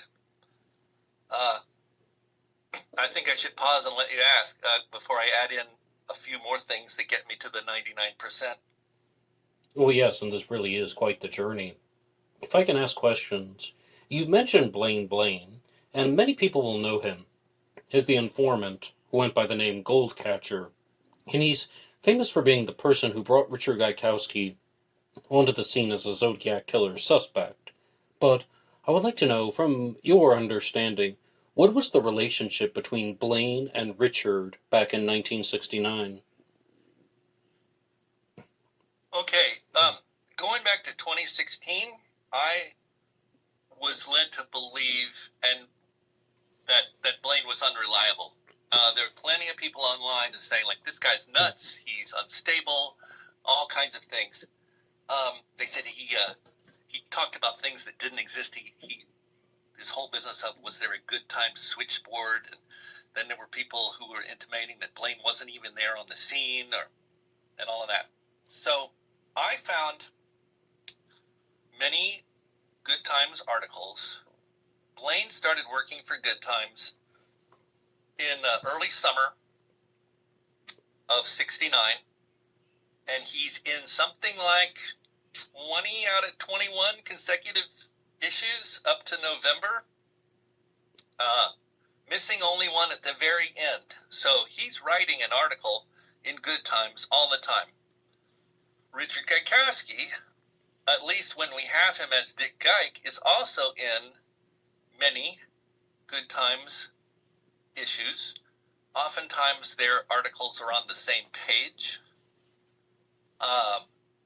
Their exact relationship to me is unknown, but I also know that the Berkeley Tribe, where Blaine then went to work after Good Times, has articles where they talk about Richard Gaikowski. Richard got arrested by draft police at one time, and it is entirely believable to me that Blaine and Richard Gaikowski absolutely knew each other, again, given the correlation of their several articles. And if Gaikowski wrote under other names other than Dick Giky, which is a pretty reasonable guess, pretty reasonable conjecture, then you have that Blaine and Gaikowski would have written, something on the order of 20 different, would have been in 20 different issues that are the same. When I read back to 2016, there were people who said, Blaine wasn't even at Good Times. He's just making all this stuff up. Well, no, he absolutely was. He absolutely was at Good Times. And their relationship absolutely did continue to when Blaine was at Berkeley Tribe, going into 70, 71 type time frame. And then it is on the Mystery Quest episode, Blaine does have then recordings of Richard in the 1980s. I believe that's when he says they were recorded, and I can verify that the voice sounds exactly like Richard to me. So I'm certain that Blaine does have recordings of Gaikowski. So I have two data points that they're together in '69 and they're together in '86. So that implies a certain amount of friendship, and the people discrediting Blaine on that point are wrong. Do you mind? Oh, go ahead. Sorry, I thought you were finished. No. I think I get into these things and go on and on. You know, it's been so all-encompassing, and I hope my answers aren't too long for you, sir. Well, if I may jump in, though, to clarify something that certain people have been curious about over the years, and because you've looked into this subject extensively, Richard Gaikowski would go on to come out as a homosexual. Did he have an intimate relationship with Blaine, or were they just, let's just say, platonic friends? I have no knowledge either way. I'm certain Richard was at least. I think Richard was bi, but it never came up with me. In the 90s, I would have just said, well, Richard's a gay man. Now that I'm a bit more older, and hopefully wiser, if my life depended upon it, I would say my best bet was that Richard was bisexual. I would too. I want to clarify, I don't have specific data. Again, I'm most of 60 years old now. When you get certain old, you start to realize Richard had the markers where I could have seen him finding a woman attractive. I could have seen that. Primarily homosexual. Were he and Blaine lovers, or did they have a homosexual encounter? You know, I have no information either way. It's believable. It's entirely plausible, let's say. Right, because I think the way that I've always put it is, it appears to me that Richard Gaikowski was a bisexual that preferred men, because as I understand, prior to him coming out, he is pursuing women, and he is like trying to date women. I don't know how successful he was. And the second thing that we want to talk about in terms of like nuance and overlap is, you brought up a point about Blaine. And that is, some people say that he's crazy, and other people say that he's credible. You know, no disrespect to the dead. I'm sure Blaine is listening to this in a different place now. But you can be both. Like, you can be far out and completely out of your mind, but you can also have seen some things and be able to recall information that is correct and accurate. Just because somebody isn't completely altogether, it doesn't mean that they are not sharing stories that actually happened. They might have some other types of problems. So, in terms of just saying that Blaine is not credible because, well, he was a crazy guy, that isn't acceptable to me. It's purely relevant to the nature of the statements that they're saying. It's purely relevant to the factual content of the statements that they are saying. And I don't even know if that's a controversial viewpoint. I just think it's something that needs to be reinforced from time to time. I couldn't agree more, Ned. There are honest and dishonest people in every scene. And just because you went to be-ins and perhaps dropped acid, I assume they did, or in the rave era, you know, there are good and bad people. And then beyond that, honest people can tell the same story a different way. There's context. There's context that's involved, and memories do get foggy, and then sometimes people say something to trigger something. I also, you know, there's light is both a particle and a wave. Okay, that's the philosophical statement. There are binaries. Like, if I was for Richard's case, if I was in Belfast, Ireland on the 20th of December, 1968, well, that's a binary. You were either there or you weren't, okay? But other things are more nuanced.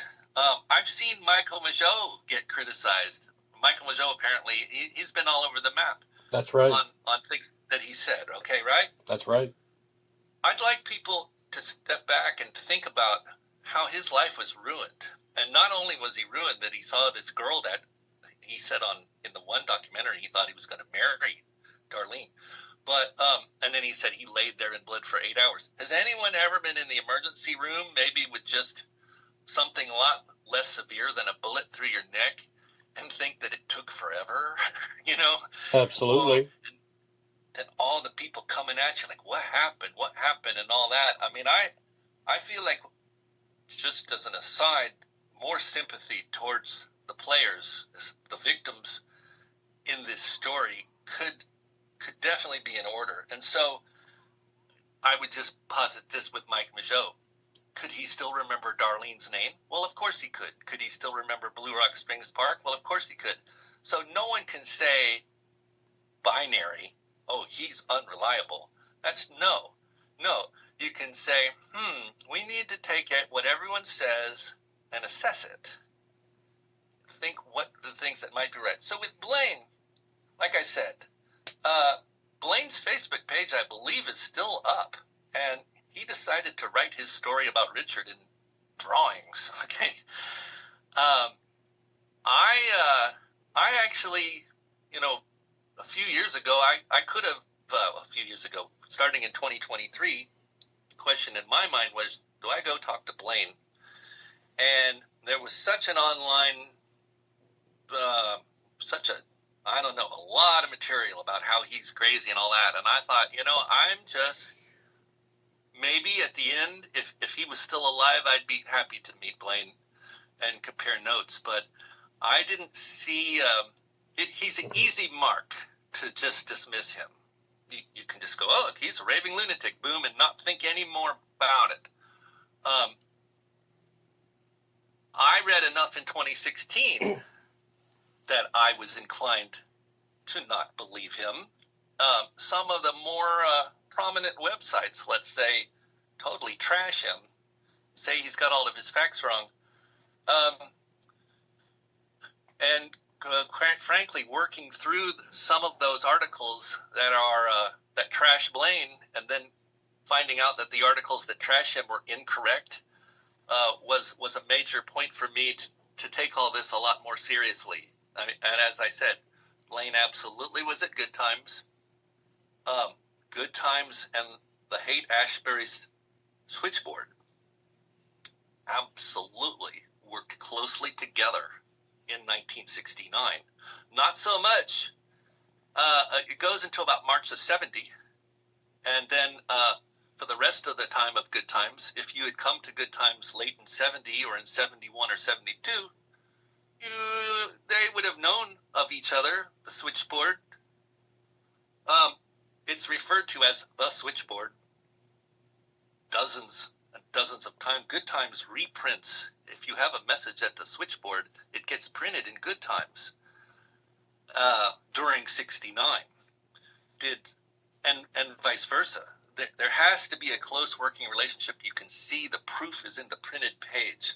So I know that Blaine took a hit for apparently saying the Good Times Switchboard.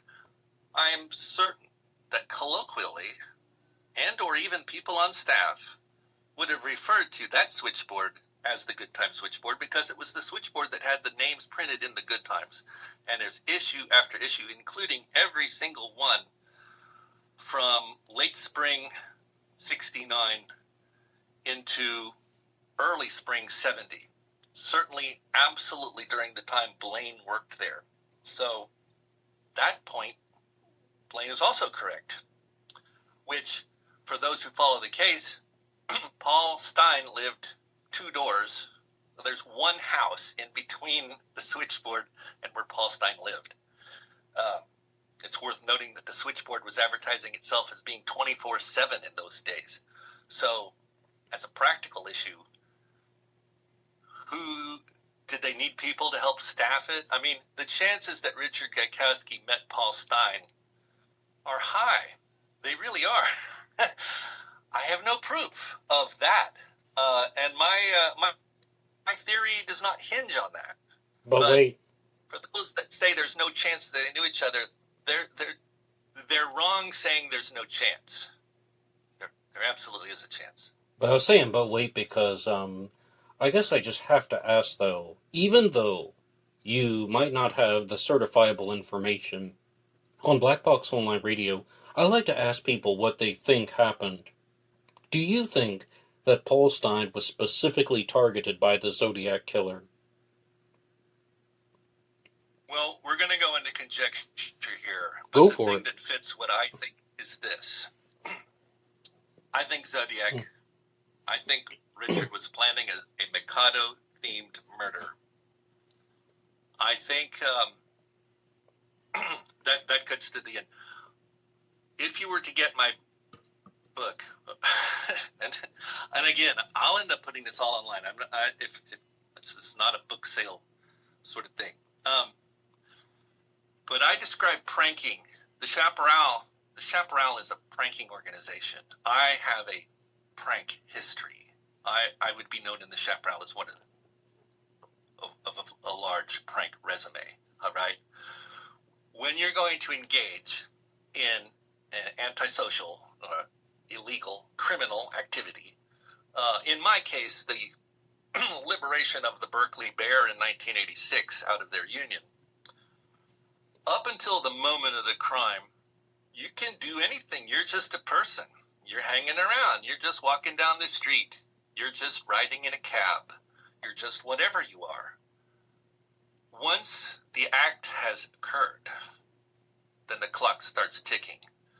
The instantaneous prank, and in my case, I do mean prank, the instantaneous crime would be uncatchable, all right? And if your crime takes 10 seconds to do, your chances are pretty good you're going to get away.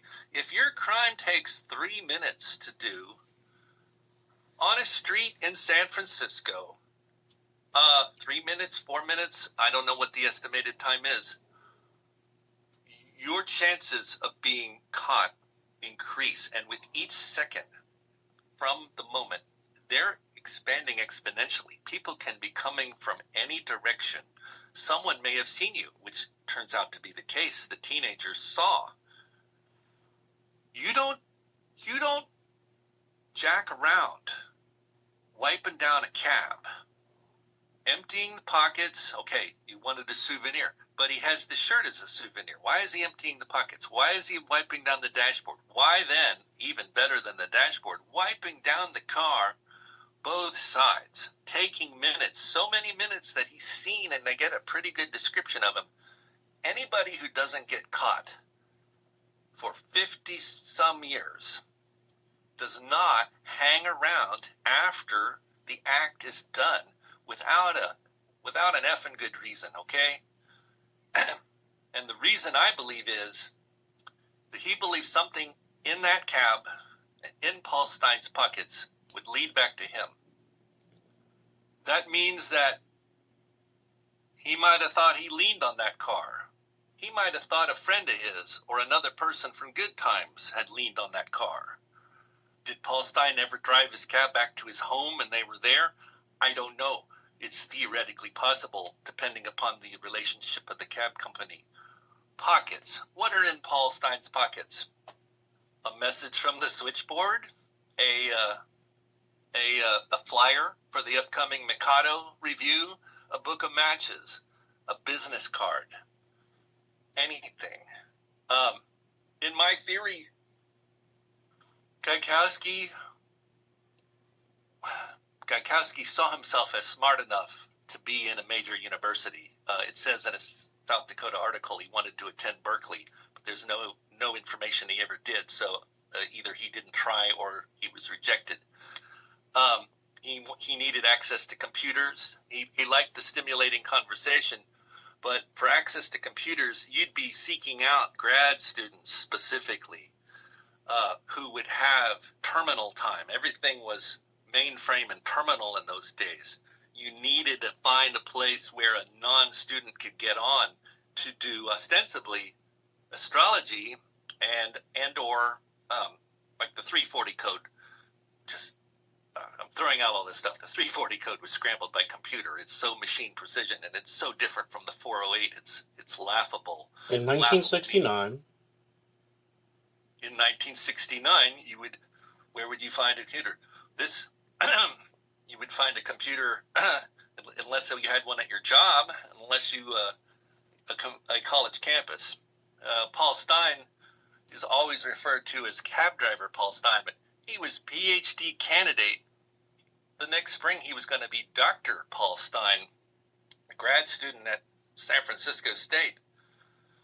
Would be another marker that they knew each other, but I guess I'm getting borderline rambling here. And wait a second, though, James. I mean, you didn't Zodiac quite does answer the not question. spend minutes at that crime scene for no good reason. Maybe an idiot would have, but I don't believe Zodiac was an idiot. He never got caught. He's foiled all of us. And now people say, well, in the letter he said he was leaving fake clues. That's right. Yeah, he read in the paper that the kids had seen him. That's also, I mean, plausible. He read in the paper that, yeah, ahead of time. I don't believe that it's plausible that he left fake clues after he killed at the scene of the crime. No one who doesn't get caught does that. He read in the paper he had been seen. He realizes that someone will put it together that he must have known Paul Stein, because why else does he wipe down even the outside of the cab?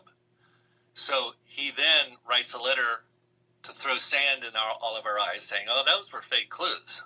So he's aware of the concept of leaving fake clues, but I don't believe that's what he was doing at the Stein crime scene at all. But James, the question was, do you think Paul Stein was a specific target, or do you think it was unplanned? I think Paul Stein might have figured it out.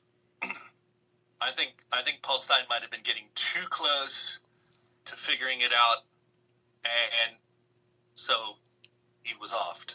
But Paul Stein picked up the fare at Mason and Geary, and then drove to Washington and Cherry.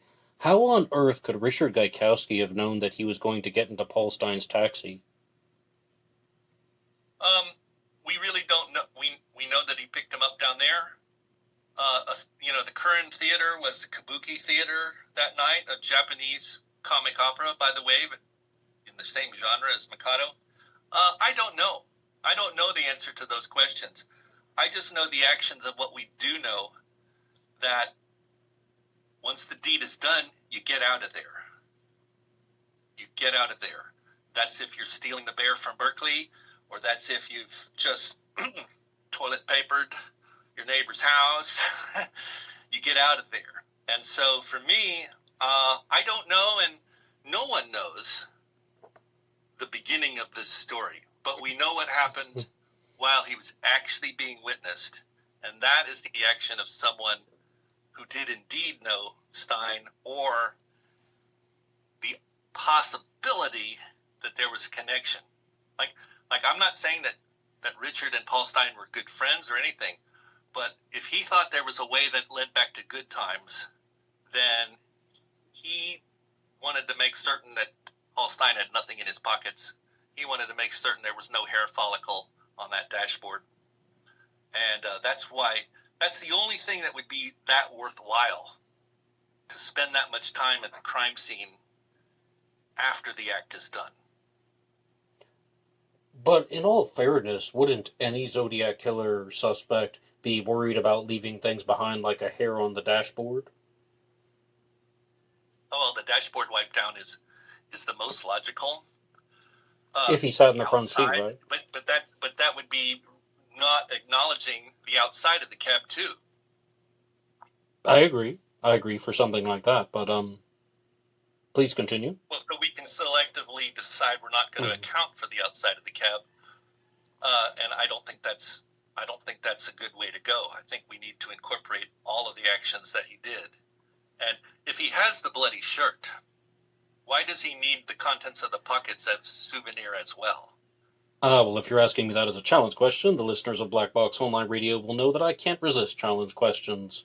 And over the years, a lot of people have really put forward this possibility, is that he was trying to make it look like a robbery. He's trying to stage the scene as a cab robbery, so when the authorities arrive on the scene, they're not going to think Zodiac killer immediately. He's going to do that later on in a letter, take in the wallet and the keys. It's not immediately a trophy. At first, it's confusion. He is trying to almost use it as a red herring. And, I mean, you just simply ask, like, what's the alternative possibility? Oh, again, very worthwhile to think through all these points.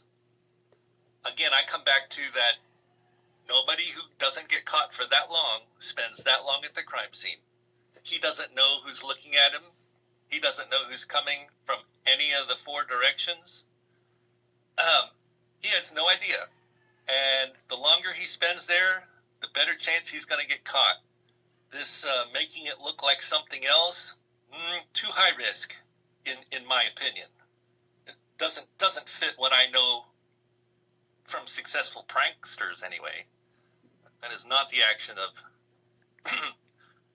that's not the action of someone who is obviously disturbed and psychopathic, and of course we're talking about a psychopathic murderer, so who can say what's rational to them at any point? Okay, fine, I get that.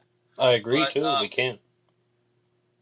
But he really, in the debate, did he want to get caught and all that? That was my next question. How'd you know? Well, he could have confessed at any time. I mean, perhaps Zodiac died, all right? Maybe Zodiac died in 71, something like that, and then we don't hear from him, and then the other letters are hoaxes. Entirely plausible. If he lived, he at any moment could have confessed, but he didn't. So I think he got off on the thrill of the chase and the thrill of fooling the police and the newspapers. I think that's what he got the thrill in.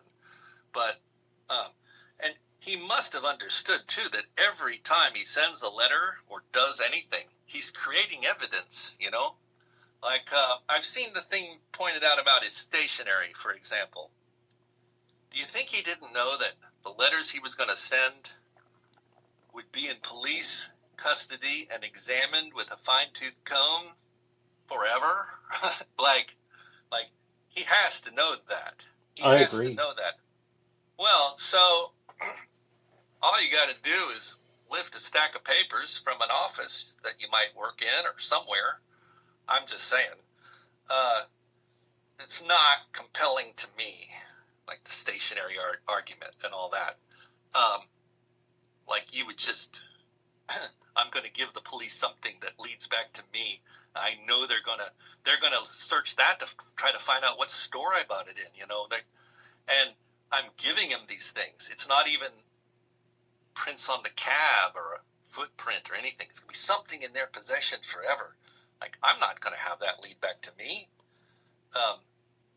And for the audience, what James is talking about is you're referring to the Monarch size stationery, right, which was typically used in more formal settings. It was thought to have been upper class. Now, James, correct me if I misstate anything here. It's Monarch size stationery. The brand was Fifth Avenue, and it was sold at Woolworth's in San Francisco. Did I get all that right? I cannot.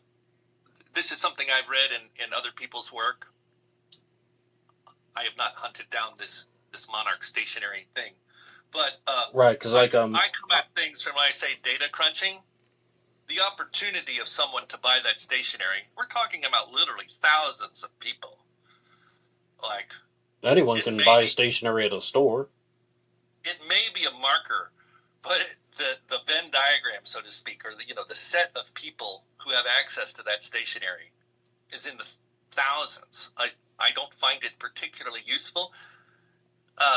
It can be a minor point, but it is by no means a major point. There's just too many possibilities. There's several of these kind of points in the Zodiac sphere of people. I did a thing on, let me find my figures here. I did a thing on, this would be the well, you're 2025. In 2025, there are 1,370 people a day who visit Lake Berryessa. All right, the population of California in 2025 is double what it was in '69. So, somewhere around 685 people visited Lake Berryessa. And again, you could round that up because it was a Saturday afternoon, and by all accounts, it was good weather. Half of those male, 342. And if we cut that in half, you say of the right age to possibly be, I'm talking of the Lake Berryessa voyeur, for example. All right? Out of 342 males, Ned, what percentage of them like to look at girls in bikinis? Girls sunbathing? I think we're going to probably be dealing with 70 to 95%. Yeah. If you were a male who didn't have a date, didn't have a wife or a girlfriend, and you didn't want to go to a strip club, where would you go in Napa County or in Northern California to look at girls sunbathing? Lake Berryessa? The point is this. We have a description of a zodiac from the teenagers at the scene of the Paul Stein murder.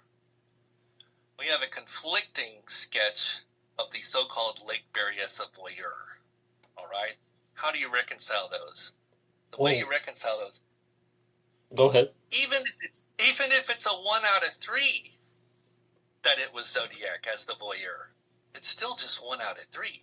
It's really like more like 1 out of 100. Maybe more than 1 out of 100.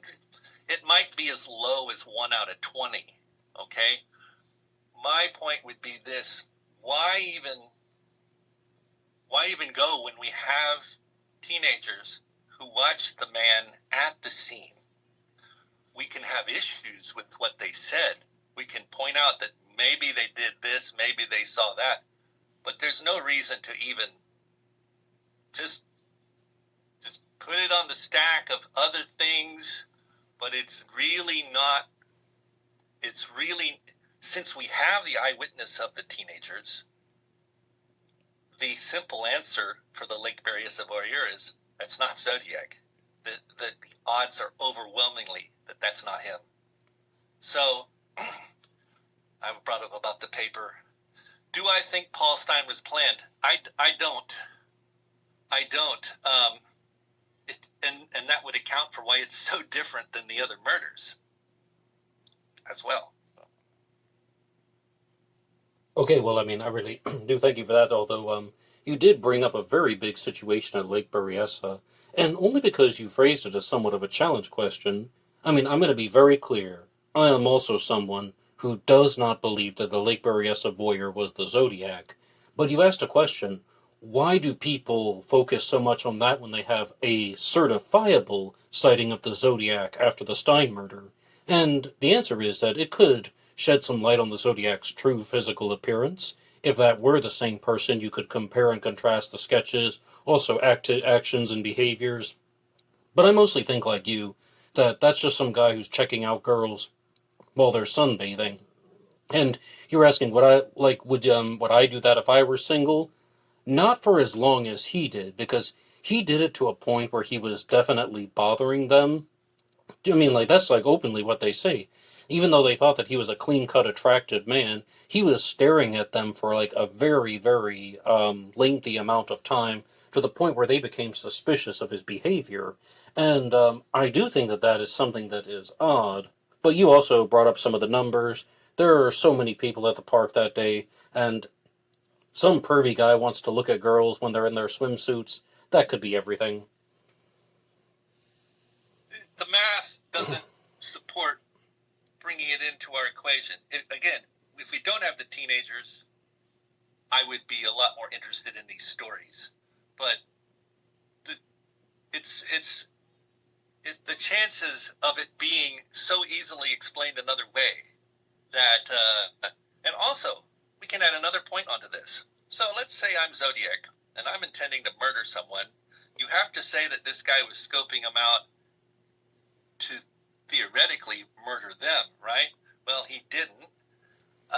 And okay, maybe he changed his mind and all that, but these aren't the actions of someone who has avoided capture again for 50 plus years. There's no, information is great, and facts and evidence are how we're going to solve this, but it can also be noise, and I view that whole thing as noise. Now, that's totally fair. But James, you also brought up something very important about Lake Berryessa, and you said that you thought that an inspiration for the Zodiac's actions at Lake Berryessa was Dick Tracy. Would you like to talk to us about that? Yes, sir. So, October 24th, I was talking about Blaine and the Stanford Daily and all that. If you go to October 24th newspaper archives, you will see story after story. There was this so-called meeting of the minds of the different law enforcement agencies that week, and it got reported in the paper. Nothing significant about the date of 24th other than that's the date. There was a lot of Zodiac news. One of the law enforcement agencies was working on an angle that Zodiac was tied into Dick Tracy. In mid-August, I believe it's around the 11th of August, don't quote me on that, it might have been as late as, say, like the 15th or 17th, the Dick Tracy comic strip began a storyline using the Zodiac gang. And there's a character, Scorpion, who is the leader of the gang.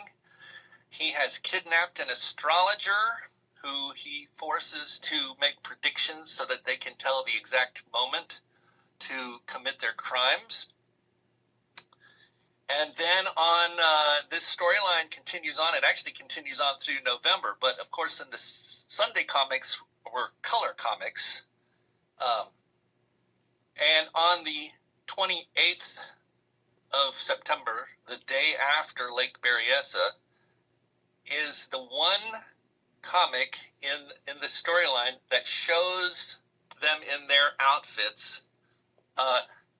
These outfits appear a couple of times, but nowhere near as pronounced as in September 27th, 1969. There is a full shot of the main guy in his garb, and it's a black hood.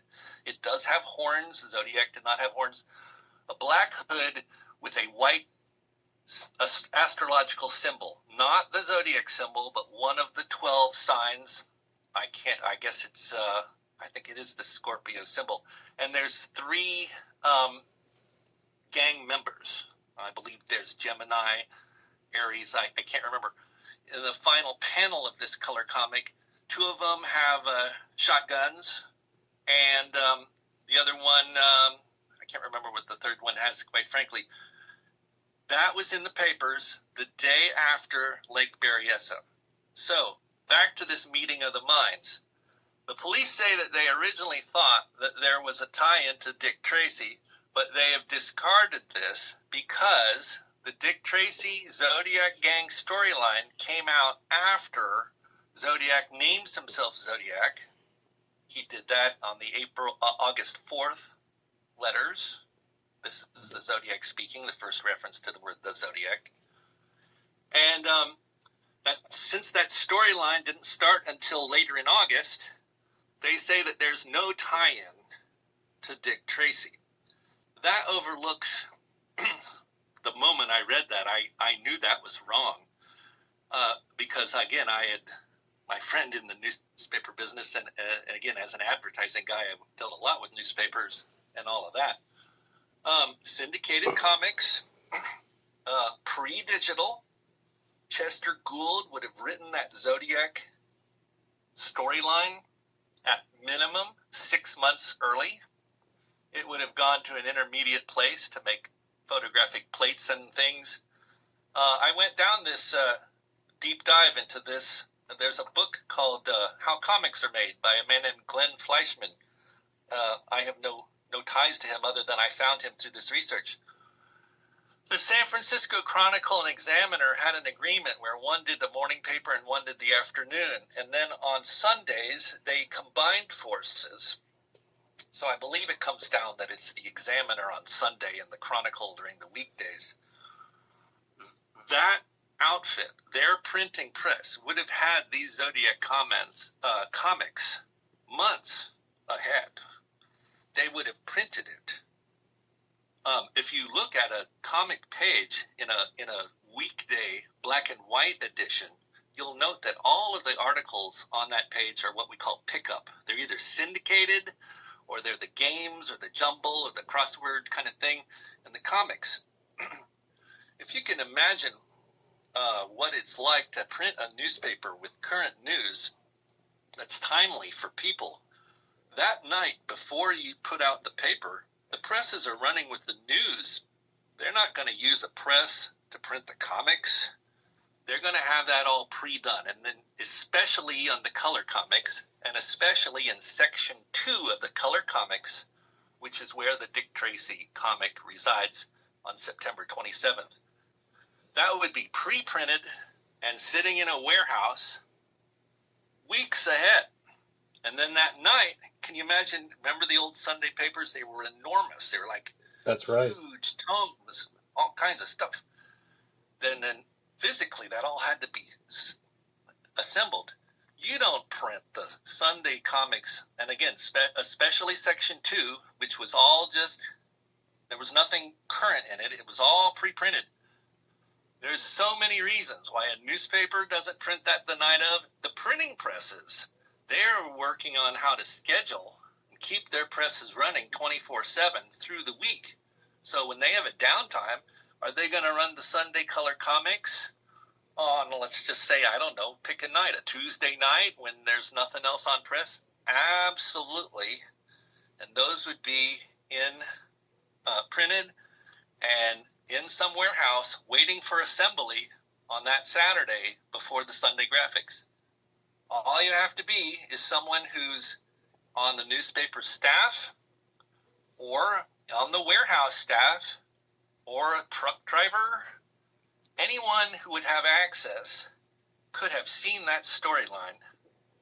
No problem. There is no way in my mind, well, not in my mind, in anyone's mind, by the 24th of October, to be reported in the papers 24th, by the third week of October, there's no way that they could have hunted down everyone who worked in the newspaper industry and found who might have had access to see those Dick Tracy comics.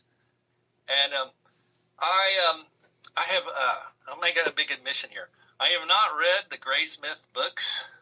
I have them. I love to look up things in them.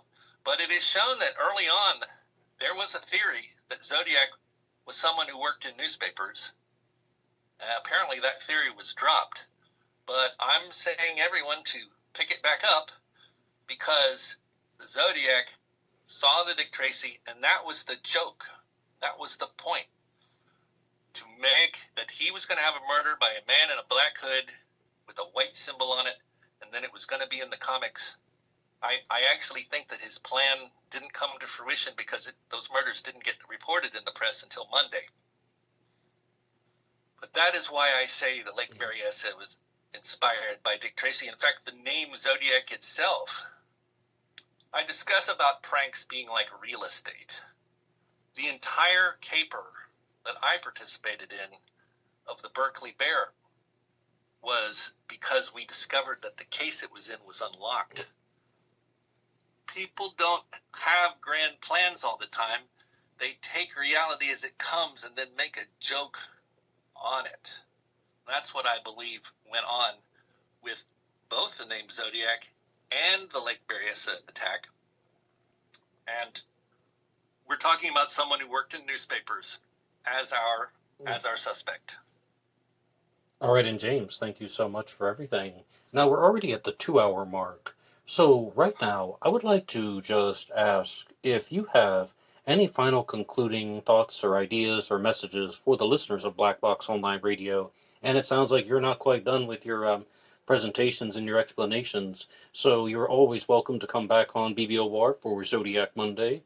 But because we're already past 2 hours, how about just giving a final send-off for Black Box Online Radio? And just, is there any thing that you're working on now, anything you'd like to promote, anything else you'd like to say about your book? And I look forward to keeping in touch with you in the future. I am amazed. It's been 2 hours. Honestly, man, it seemed like 1 hour. No, thank you so much for this opportunity. I like for people to try to get back to more primary sources in their pursuit of the evidence. There's no way that we should just discount Mike Rougeau. Nancy Slover gets discounted. They say Nancy Slover, 40 years. It's been 40 years since she heard it. Nancy Slover had an emotional event happen to her. A killer called her. She was then asked contemporaneously to that to document what she heard. She thought at times that Richard had the right voice, and he did have a distinctive voice.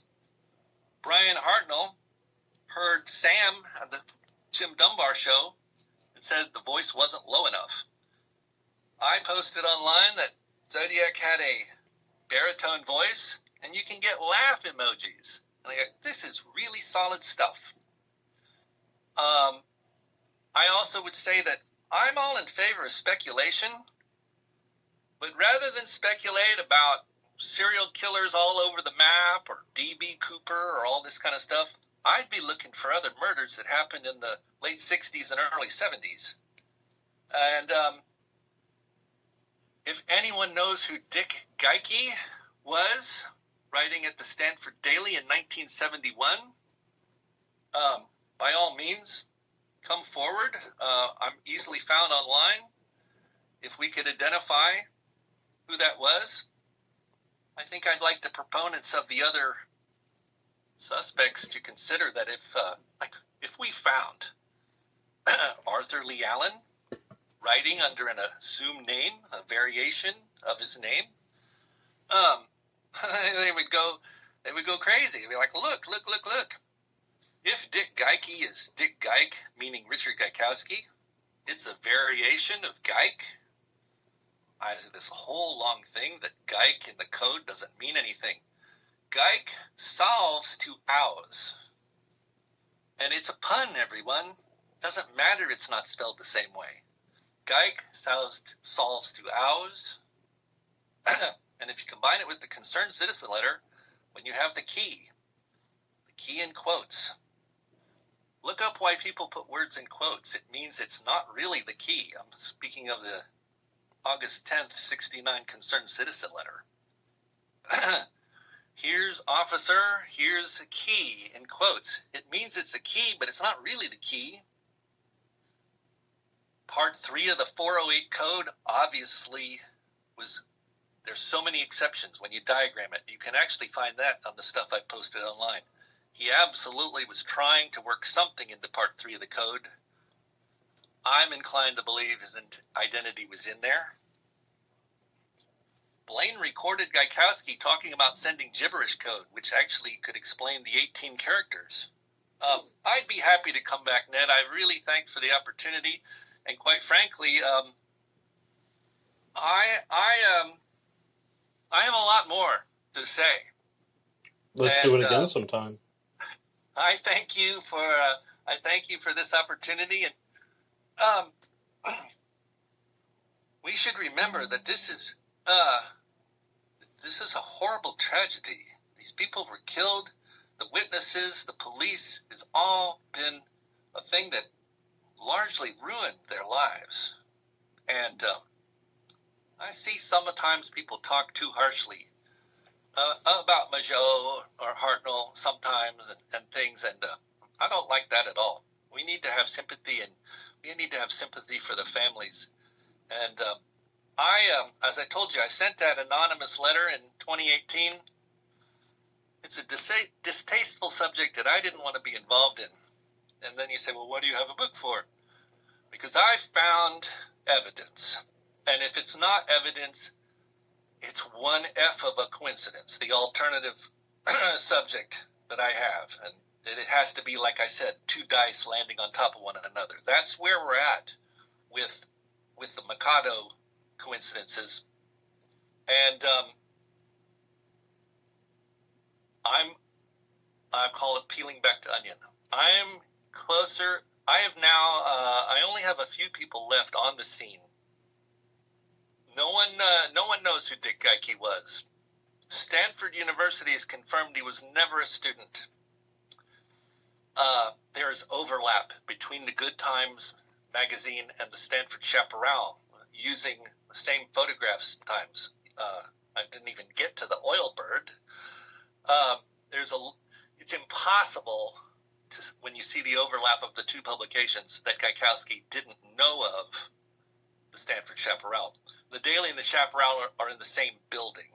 It was sort of a scene back in the day. So I'll wrap up because I know you want me to, but I have a lot more, and I look forward to an opportunity to tell everyone, because it's I believe I have found evidence of the Zodiac, and I believe that it's Richard. And to the other people who knew Richard, who are upset about accusations about him, I get it. I was there too. But I can't explain what I have found. And it points to him. Oh.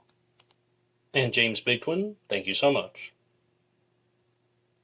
Thank you, Ned.